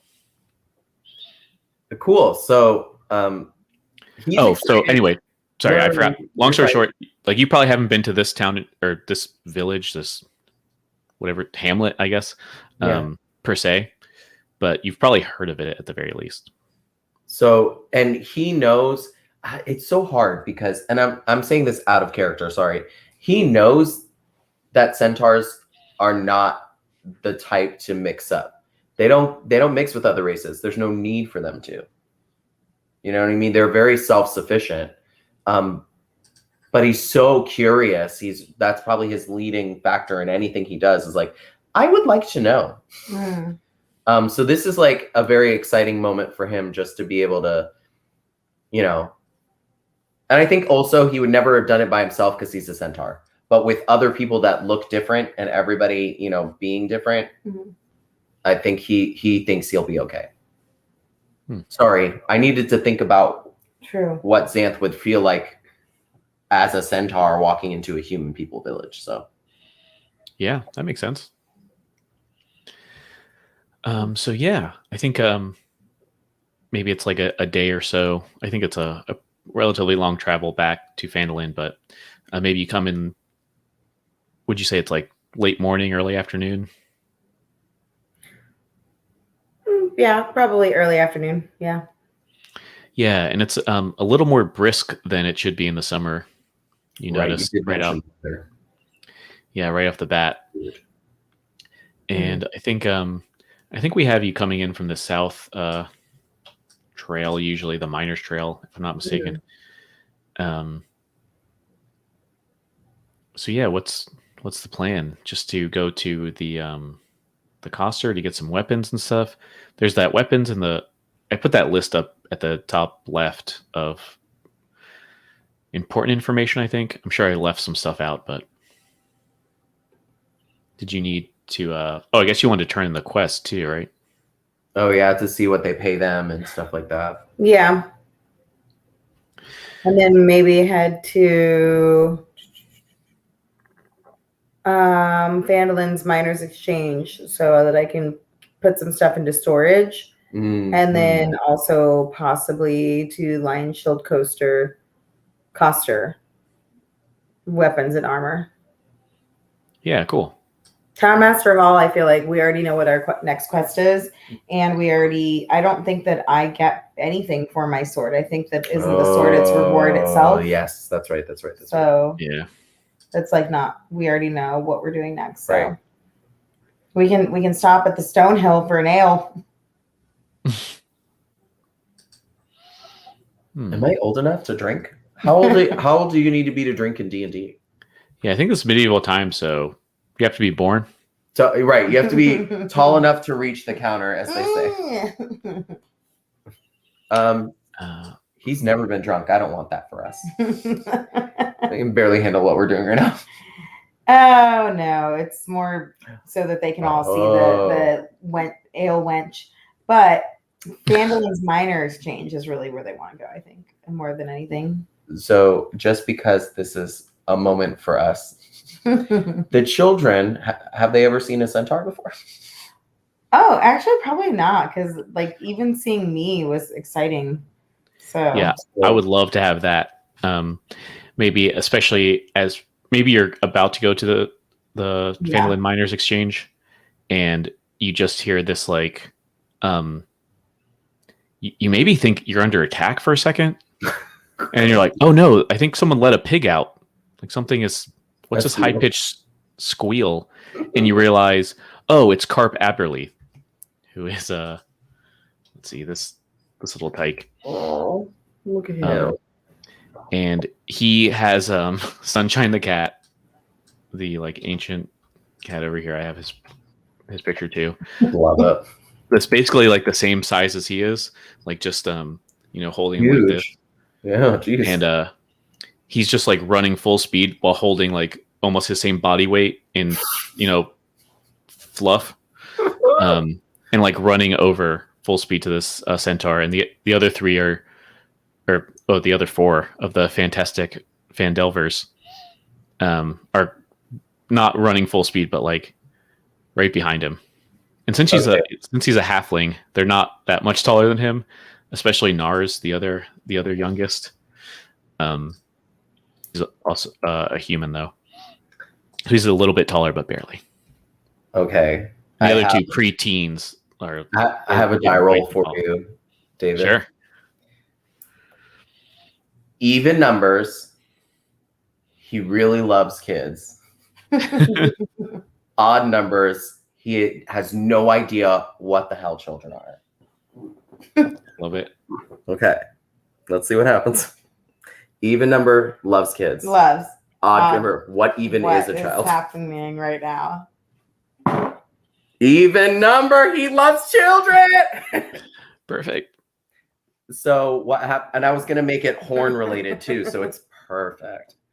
So the right side, which is like the nicer, more like antler, like horn, and that's his green eye. The second he sees not the cat, but the child with the cat, he immediately is like, whoa, whoa, whoa, whoa, whoa, yes, yes, this is all I've ever wanted, children. Like he like has a moment. And it does like a little firework. His eye lights up green, and he immediately, like, he got down like to meet you guys. He's gonna bow down and not be creepy. He's not being creepy, but he like puts his arms kind of, I don't want to be this, but it's definitely like a what is this beautiful creature? What is this beautiful child? I have never seen a child in my life. Like, I want whatever this is. So he's like super happy. And what's the reaction when he gets down? Because now he's essentially at their height now, right? Because he's only 5'7", but still, like, these kids are like 3 something, 4 something. Yeah. Yeah. I think carp, especially if you're down on your kind of haunches, he puts, I think he, as gingerly as someone who's too excited to even think straight can, like, puts Sunshine down, and I think Sunshine, to his benefit, he just like limps away like, and Carp just does that like running leap, like, and just hugs like your flank. Oh, I love it. And then these other two, the preteens, Pip and Nilsa, are both kind of right behind, and they have these like strung together kind of tree branches as like bows, you know, with like their weapons. Okay. Yeah, like little things with like the bark scraped off it, like other branches that are like as straight as they can get them. And they're kind of holding these like strings, like bows at you, and they're like, all right, hold on. I think Nilsa's the one saying this. Yeah, she's like the leader. What say you, beast? Are you good or evil? So he's totally not even offended. He's not bothered. He's gonna put his hand to rise, and hopefully the smaller, or is it carp? Carp. Will he help him, like, quote unquote? He doesn't need help, but will he help him up? Like shoulder, hand, whatever. Oh yeah, sure. So he's gonna get up and like keep his hand on his shoulder and like puff up his chest, and he's gonna say, I'm a warrior of the woods. Are you the ones that protect this town? And like says it like giving them the honor, you know what I mean? And I think they, especially Nilsa and Pip, have never looked so honored. You know, they like puff their chests out. And I think since Nilsa said that first thing, kind of Pip kind of steps forward in front of her and says, yes, indeed. Ye are the, and she's like, Pip, it's ye is you. We are we. Oh my God. And Pip's like, ugh. Okay, well, we are the fantastic Fandelverse. We are the protectors of this land.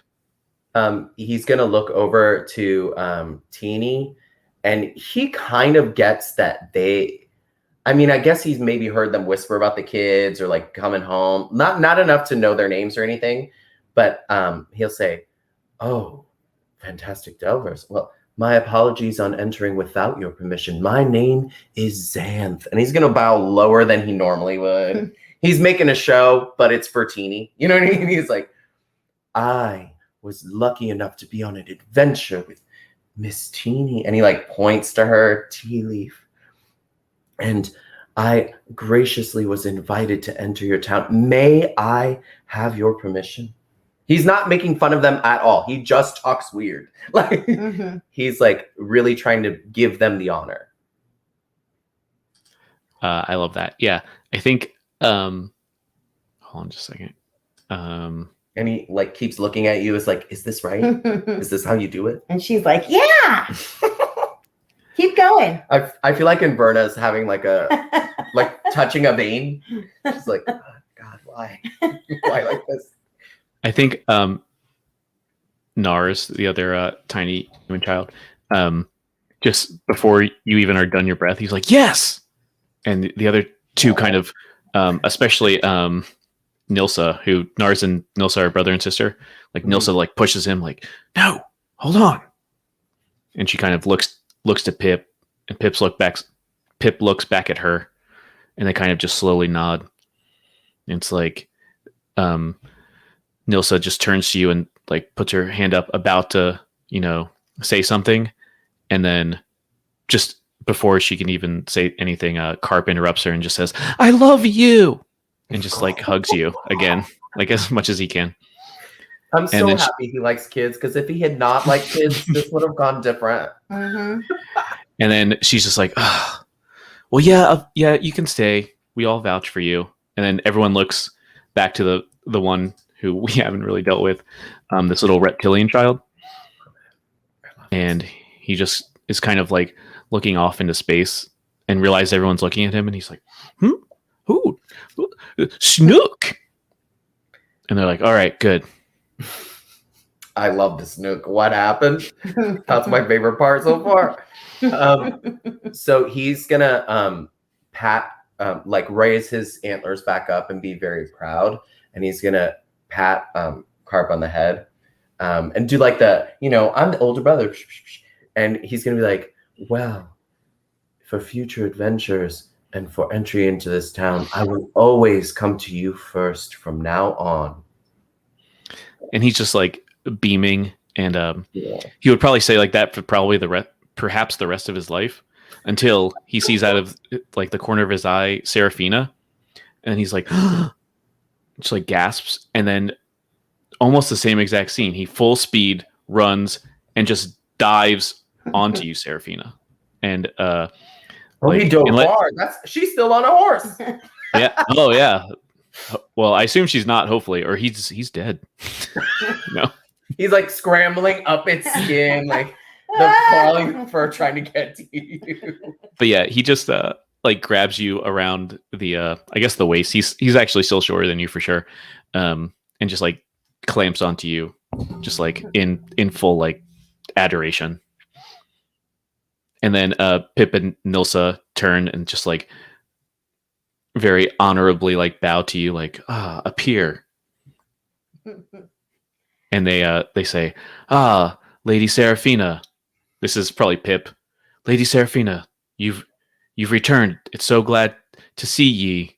And Nilsa's like, Pip, no, that's not how you use it. And he's like, ye are very welcome. And Seraphina's like, oh, kids, it's so good to see everybody. I'm so glad that you have met my new friend and our newest adventurer as we go on of our quest. You'll never believe the stories that Xanth has to tell you all. And of course, we all brought you a little something, didn't we? And she like looks around at everybody, and she's like digging in her pockets for like rocks and random leaves and stuff that she found along the way. And she's like, didn't you guys bring them some gifts back? No, just me? Okay. And then she just like empties her pockets on the ground, and it's literally just like leaves and rocks and like I'm dying. Broken pretzel sticks. Broken pretzel. Salted? Are they at least salted? Salted always. And she's like, look what I got for you guys. Here's a little pebble. It kind of looks like a heart. I think this is a piece of glass, but it kind of looks like an emerald. And then she just like hands it out to all the kids and says, all right, now tell me about all of your adventures while we walk over to the Miners' Exchange. And they all just kind of like link hands and arms. And then one of them, I'm assuming maybe Carp, will link hands with Xanth as they all like walk over. Yeah, I was just going to say that he's going to like hold his hand. As they walk over to the Miners' Exchange. I think we did establish that too, that Carp holds people's hands without permission constantly all the time. And whenever you hand it Snook, he just eats immediately. Yes, of course. Jeez, yeah, I'll give whatever I give. He just chews up, or they just like crunch up the piece of glass. Just I'm dying. Yeah. And when Snook finishes, like like swallowing it in like 6 steps, they just kind of look up and just this reptilian like pointed teeth, like very like shark tooth smile up at you, and says, "Snook." Not. Oh God. Okay. Okay. Yeah. So then the idea is to go to the miners exchange. Yes. We would like to take these miners and exchange them for other. Oh my God. Miners. May we have some new miners, please? So yeah, this is where Halia was. And I think we described Halia as like a very like regal kind of older woman. Mm-hmm. I don't have a picture for her on, or do I? I don't think I got one for her yet. Unbelievable. Dropping the ball. But You. Your lack of old woman pictures is really turning me off. Oh, there. thank goodness my alarm was going off through that. I'll have to edit it out. Darn it. Well, you better come back with a picture next time. So yeah, I think you just want it to do what? Or she'll do pleasantries with you, like, the visitor, Seraphina, I believe. So nice to see you again. I think I just want to put some stuff in storage. So she's not carrying $1 million worth of. Keep the sword. Yeah, for sure. Absolutely. For a nominal fee, I can hold it very securely for you for as long as you need. The objects, not the sword. We want the sword. Yeah, I just want to like put some stuff into storage, I think. Yes, for a nominal fee, I can keep that secure for you indefinitely. Sure, no problem. How much is your nominal fee? Well, how valuable are the things that you need to keep? Oh, jeez. Well, I don't think they're that valuable. I mean, is You've got anything really of value these days? You've got a lot of things. And I'm scared for you to pull up this list right now. Let's see what we've got that we can. Yeah. And I think money means something totally different to peasants than it does to adventurers. So I think she charges you like maybe a gold piece per item or something. Unless it's ridiculous, then she's charged you more perhaps. But I think this is Xanth's like second time ever using money. Like he's probably found it and like, but he offers to like pay because he's got no money. He's literally like, I've got copper. Like he doesn't know what he's doing. But he hands over the other half of those pretzel sticks. Well, let's get rid of my dread helm. I'm not using it. What is the dread helm? Is it something that I can put on my head? Yes. No. Seriously, before you put it away, right? Like it might help me. Yeah, so it's a magical item that just makes your appearance look fearsome, although in no magical or mechanical benefit. And it doesn't actually armor you either. It's just a fun thing to have on. I think it makes your... Literally, he looks at it. I think every time you're going to pull out an item, he's going to like try it on. So he can't because of the antlers. Oh, God, yeah, that's true. Like, this can go in the pile. Like, So my dread helm, get rid of it. How do I do that? I'm just going to mark it down. I can change your stuff around afterward. Get rid of that dread helm. The immovable rod, gone. Immovable rod is already gone. Oh, you just left it in the barrow? Yeah, I left it there. We never even established me taking it back. I assumed you did, but that's fine. Oh, well, I didn't. Okay. Should I? That's up to you. I don't care. Well, I need Well, again. let's leave it. Wouldn't Verna or Shay J pick it up in her stead going, oh, we have to pick up after her? Oh, yeah. Something they would do? That's true. Yeah. But also, like, when that was the first time I ever used the immovable rod. True. So let me. I mean, it's up to you. Do you want to leave it, store it, or keep it in your pocket? Store it. Sure. Done. Dust of disappearance should be weightless practically. Yeah. So let's keep it. The heaviest item. I would die right there. I'd be like, what? Why is it so heavy? Mithril armor, I'm wearing it. Mm-hmm. Mm-hmm. Necklace of fireballs, I'm wearing it. Mm-hmm. I haven't even used my short bow, maybe once. Oh my god, you did have the pole of collapsing. You could have used it to check for traps. Oh, oops. How dare you? Oh well. All right, so I didn't use my short bow, right? You've used it before. I don't think you used it recently. Store it. Sure. Shield. Store it. Really? All right. It lowers your AC if you don't have it. When have I last used it? I think we've assumed you've been using it when you haven't been arching. All right, then keep it. Okay. I need my water skin. I need my rations. When the fuck did I? Oh, excuse me. When the heck did I use my candle? I think really the only heavy thing that you're carrying about is your other set of armor, your leather armor.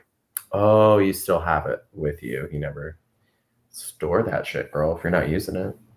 Leather Yeah. armor. It's just Put it heavy. away. When was the last time I used my leather armor? Not since you got the mithril, not very often. Yeah, put it away. Wow, I just imagine you wearing sexy like mithril armor and being like, this leather stuff, keeping it. Smells like dead body and sweat. Still got it. Yeah. Costume. Right. No, you probably started with that, I think. Yeah, it's probably from your kit because of a bard. All right, old. What would Put be that your in bard costume? storage. I'm curious what that would look like. Think about that one. Yeah. Or like the my big puffy backpack, sleeves. obviously. Huh? Oh no, The big no, puffy sleeves and stuff. no puffy sleeves. No, she doesn't wear that. My bedroll. Have I been using that? Yeah, probably. For sleeping. It's like a sleeping bag. All right. I mean, I know what a bedroll is.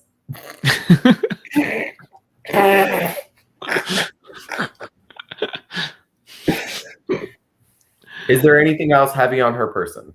Yeah. I don't think so. I do like making fun of you, but I will mention I don't really care about encumbrance, so I'm not holding it against you. That's fine. I just still want to get rid of some of this stuff. All right. Fair? Those things that I mentioned in storage. Yeah, the dread helm, the immovable rod, your bow, your leather armor, and your costume. Your bard costume. Yes. It's literally like 3 strings of leather. Like, don't need that anymore. Yeah. What's her last name actually? I feel like she does try to give some of that stuff away, and Inverna like puts her hand on the bedroll and like, you need that, baby. Like, Yeah. I don't need this. Yeah, Halia Thornton, I think. She kind of raises her eyebrow at a couple of them. Probably the strange bard costume, but doesn't say anything. Just packs them all up. She's like, "Oh, very good, ma'am, miss. Is there anything else we can help you with? Again, I can lend money too if you need to buy anything.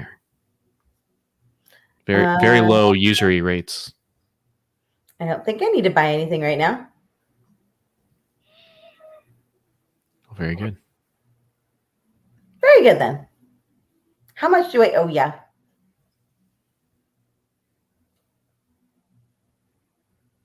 That was just 5 gold then.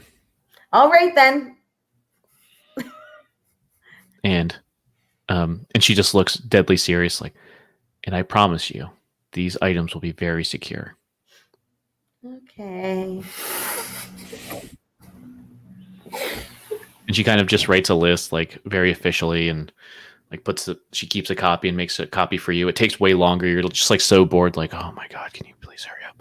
And she seals them with wax, like her signet ring or something, and gives you a copy. And she's like, keep this, and when you need these items back, please return them here. And I'm sure, I promise you. She gave her a receipt. Yeah, I promise you, I will collect these items for you. Well, Just very official and cold, kind of. if nothing, you are efficient and quite cold. But that's a good thing. Well, it's unseasonably cold this summer. It's true. You're right. Thank you so much for lessening my load. Uh,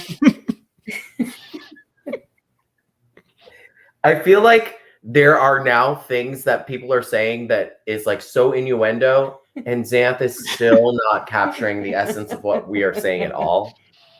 So like every now and then I feel like he hears Shay J giggle or Inferno like press up, and I feel like it's this thing where they're like taking turns like being adults. You know what I mean? Mhm. And Xanth is now like starting to like cue in. He doesn't know what the hell is happening, but he's like, yes, laughing, giggling, ooh, yes, shoulder checks. Like, what are we doing? Elbow rub, like. So I think he's like trying to mimic what's happening every now and then, and everything is coming from you. All innuendo is like he just doesn't get it. He doesn't know what you're doing. Yeah, she's I love also. that. I'm only half knowing what I'm doing, but I'm doing it. Right. And so yeah, she pays, and then decide they all leave. Was there anything else you needed to do here? No, not really. I mean, does anybody need weapons or armor? My armor is fine. I'd love to see if there's anything like arrow wise or sword wise that could like up the ante for me to help us at all. Mhm.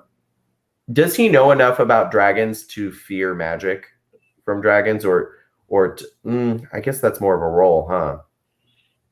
Oh, actually, one thing that you had, Seraphina, was that thundering mace. That's a magic weapon. I don't know if you want to lend that out or store that, but that's because it's a magical weapon. Remember when you were dealing with those were rats? Like sometimes you have to have a magically enchanted thing in order to even hurt something. Hmm. So if you, especially now that your rapier is also blessed with magic, you might want to let one of your three buddies hold on to the thundering mace. I'm a ranger, right? Mm-hmm. Yeah, I don't know if maces are great for you, but Well, I do martial weapons, but I don't know if a mace will make a difference. But it might be nice to have a backup weapon, Mhm. especially if it's magical. Can I just look up some ranger? I mean, we could cut this part out. Yeah, we can look that up afterward too if you want. Yeah, for sure. Because I don't want her to get rid of it if it's something I can use to help us. Where is my mace? It should be in your thing in Roll20 there. I put all your magic items kind of in a separate area. So I've had it the entire time. You just got it relatively recently. You got it from a Wesco, if you remember. Two martial weapons. Right, so it's not in storage somewhere. No, you have it with you. Looks like this. It's kind of scary looking. You've been carrying so much stuff, girl. Where the hell has this been?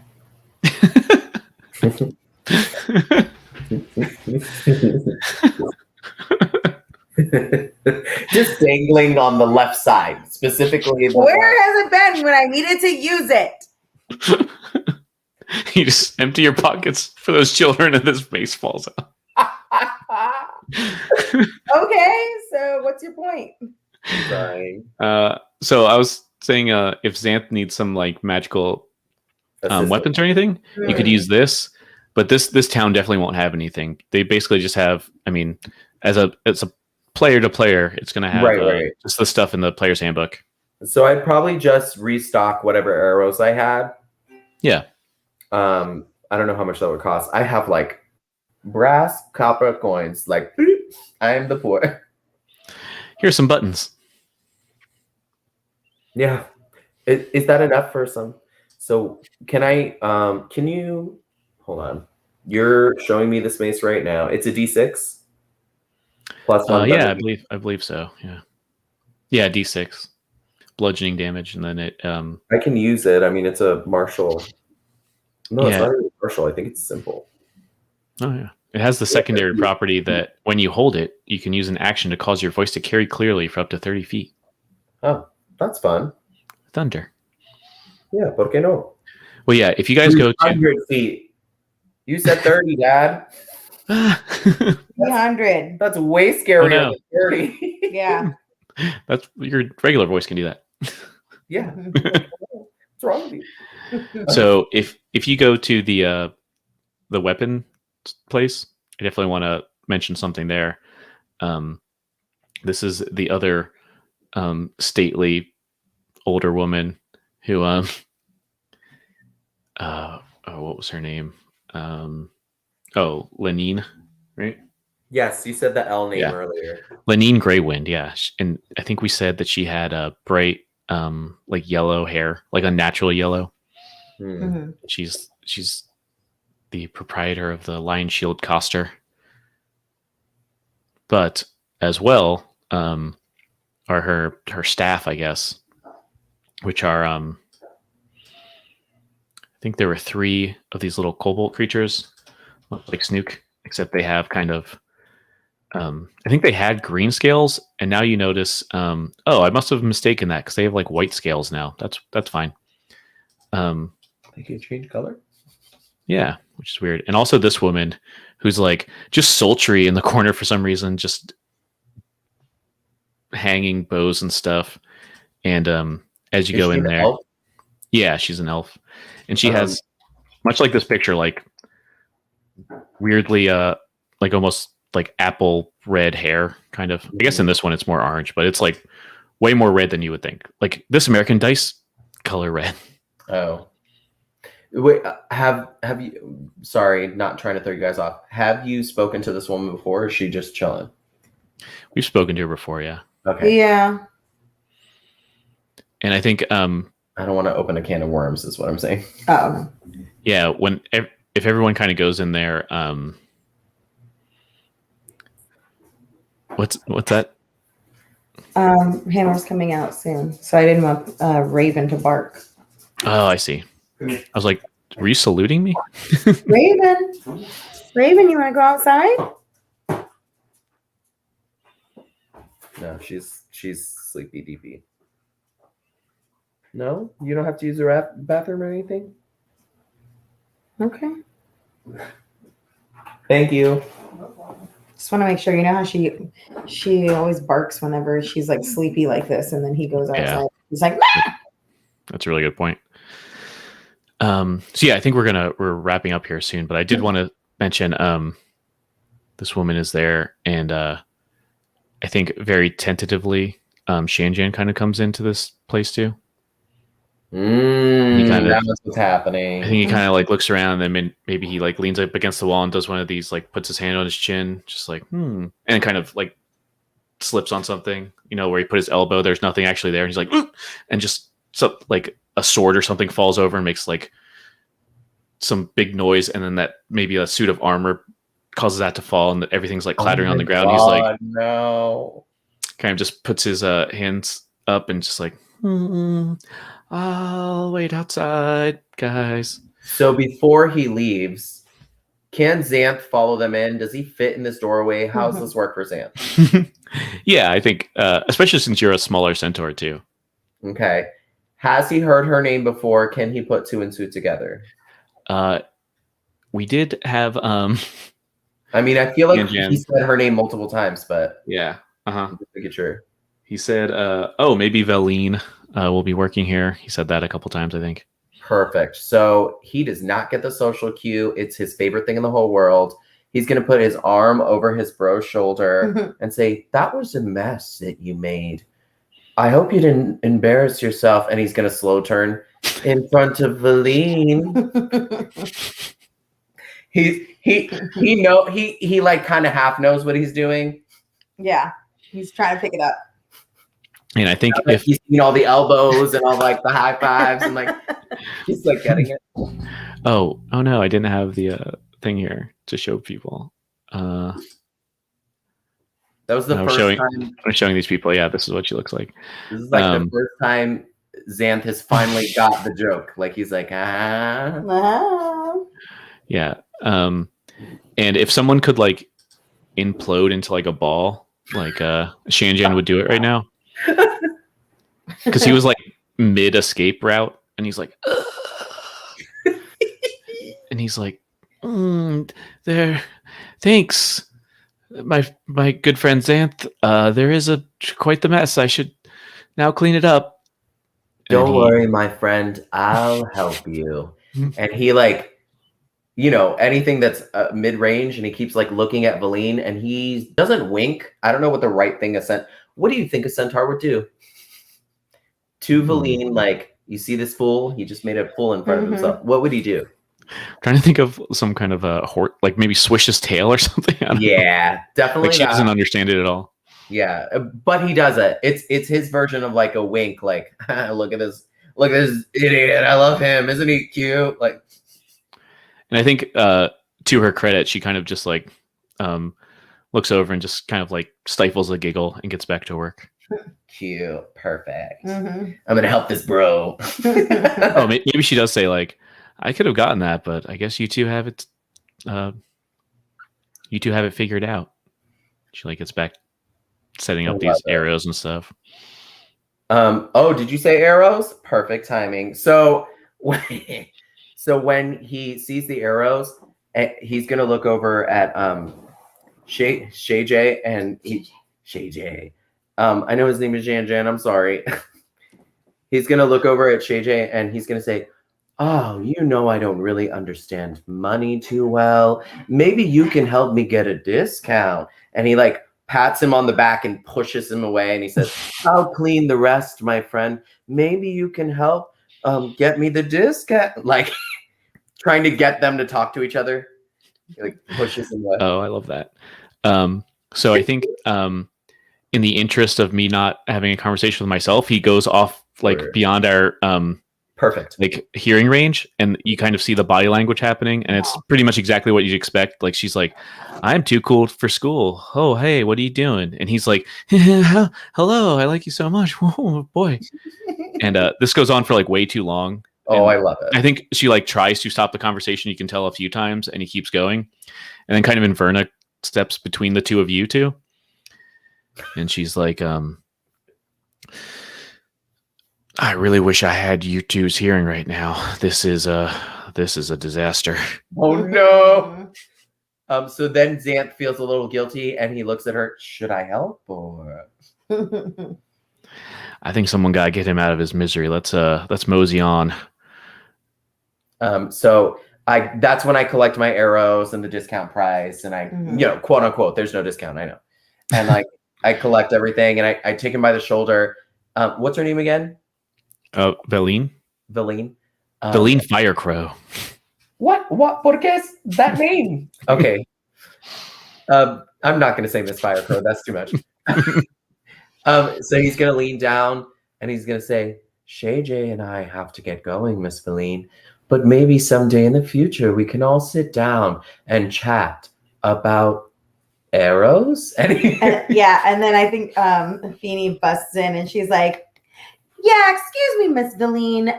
Thank you so much for all of your hard work, but we have a bunch of adventures to go on." That's right, because Shay J, that's right, you heard it, Shay J, he is an adventurer, and then like goes wink. And I switch my tail, like, because now I get it. And then she goes, and he leads all of our adventures. That's right. You saw all of those posts in the town master's hall. Yep, Shay J has taken all of them. That's right. So, Shay J, we gotta go. We have another adventure to go on.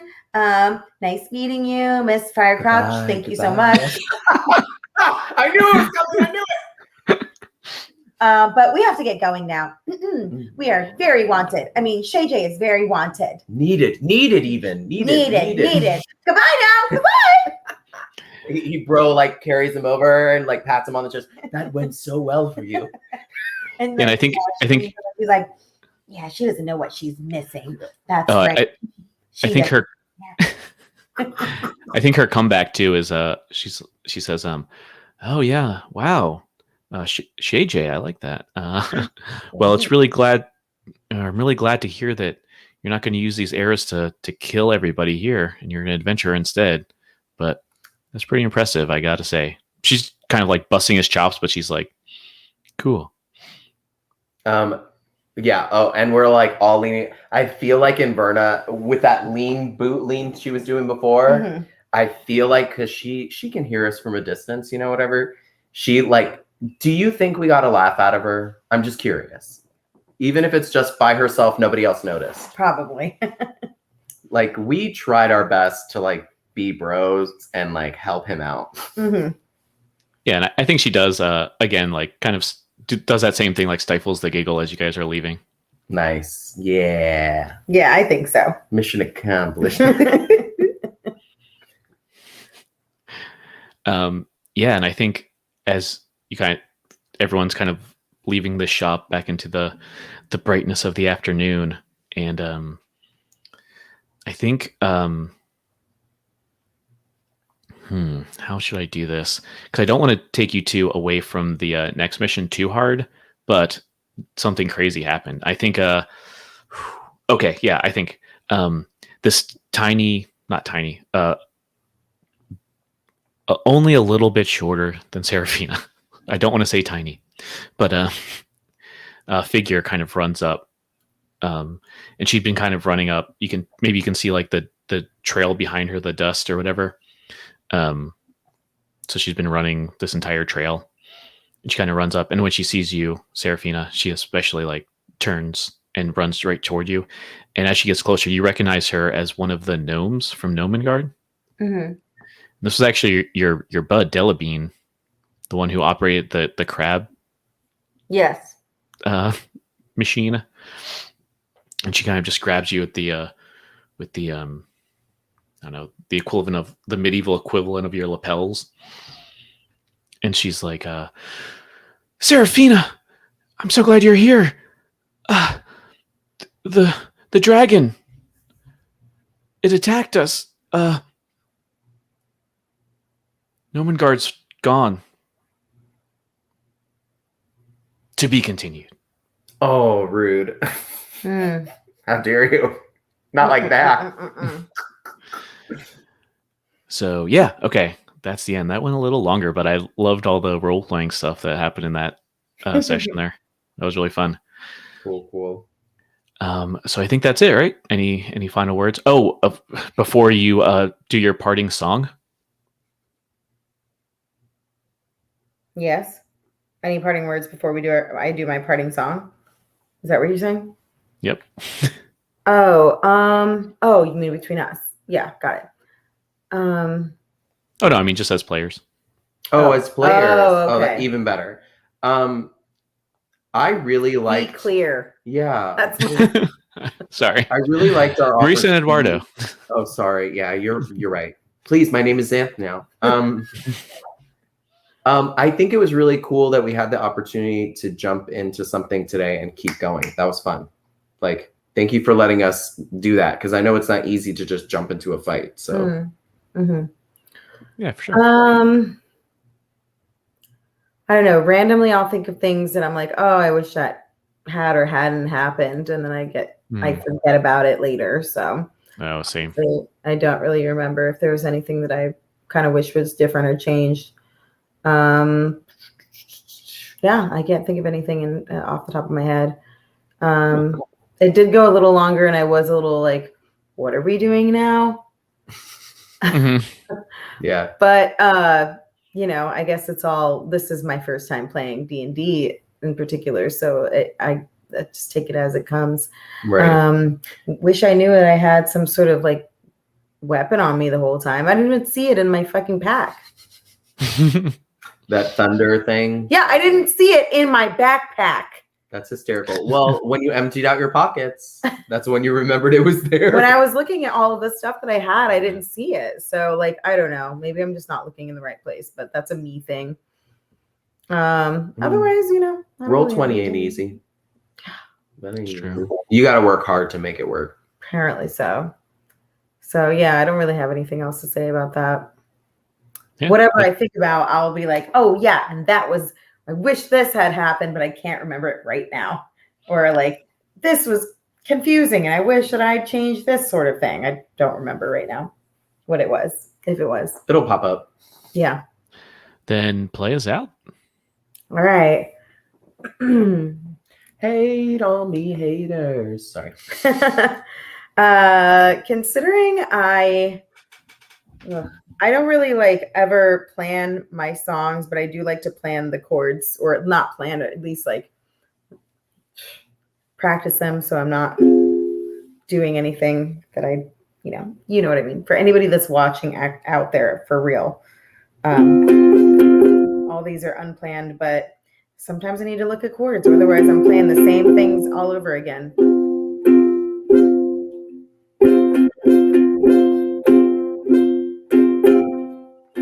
Knowing God is gone. Knowing God is gone. How did this happen? Knowing God is gone.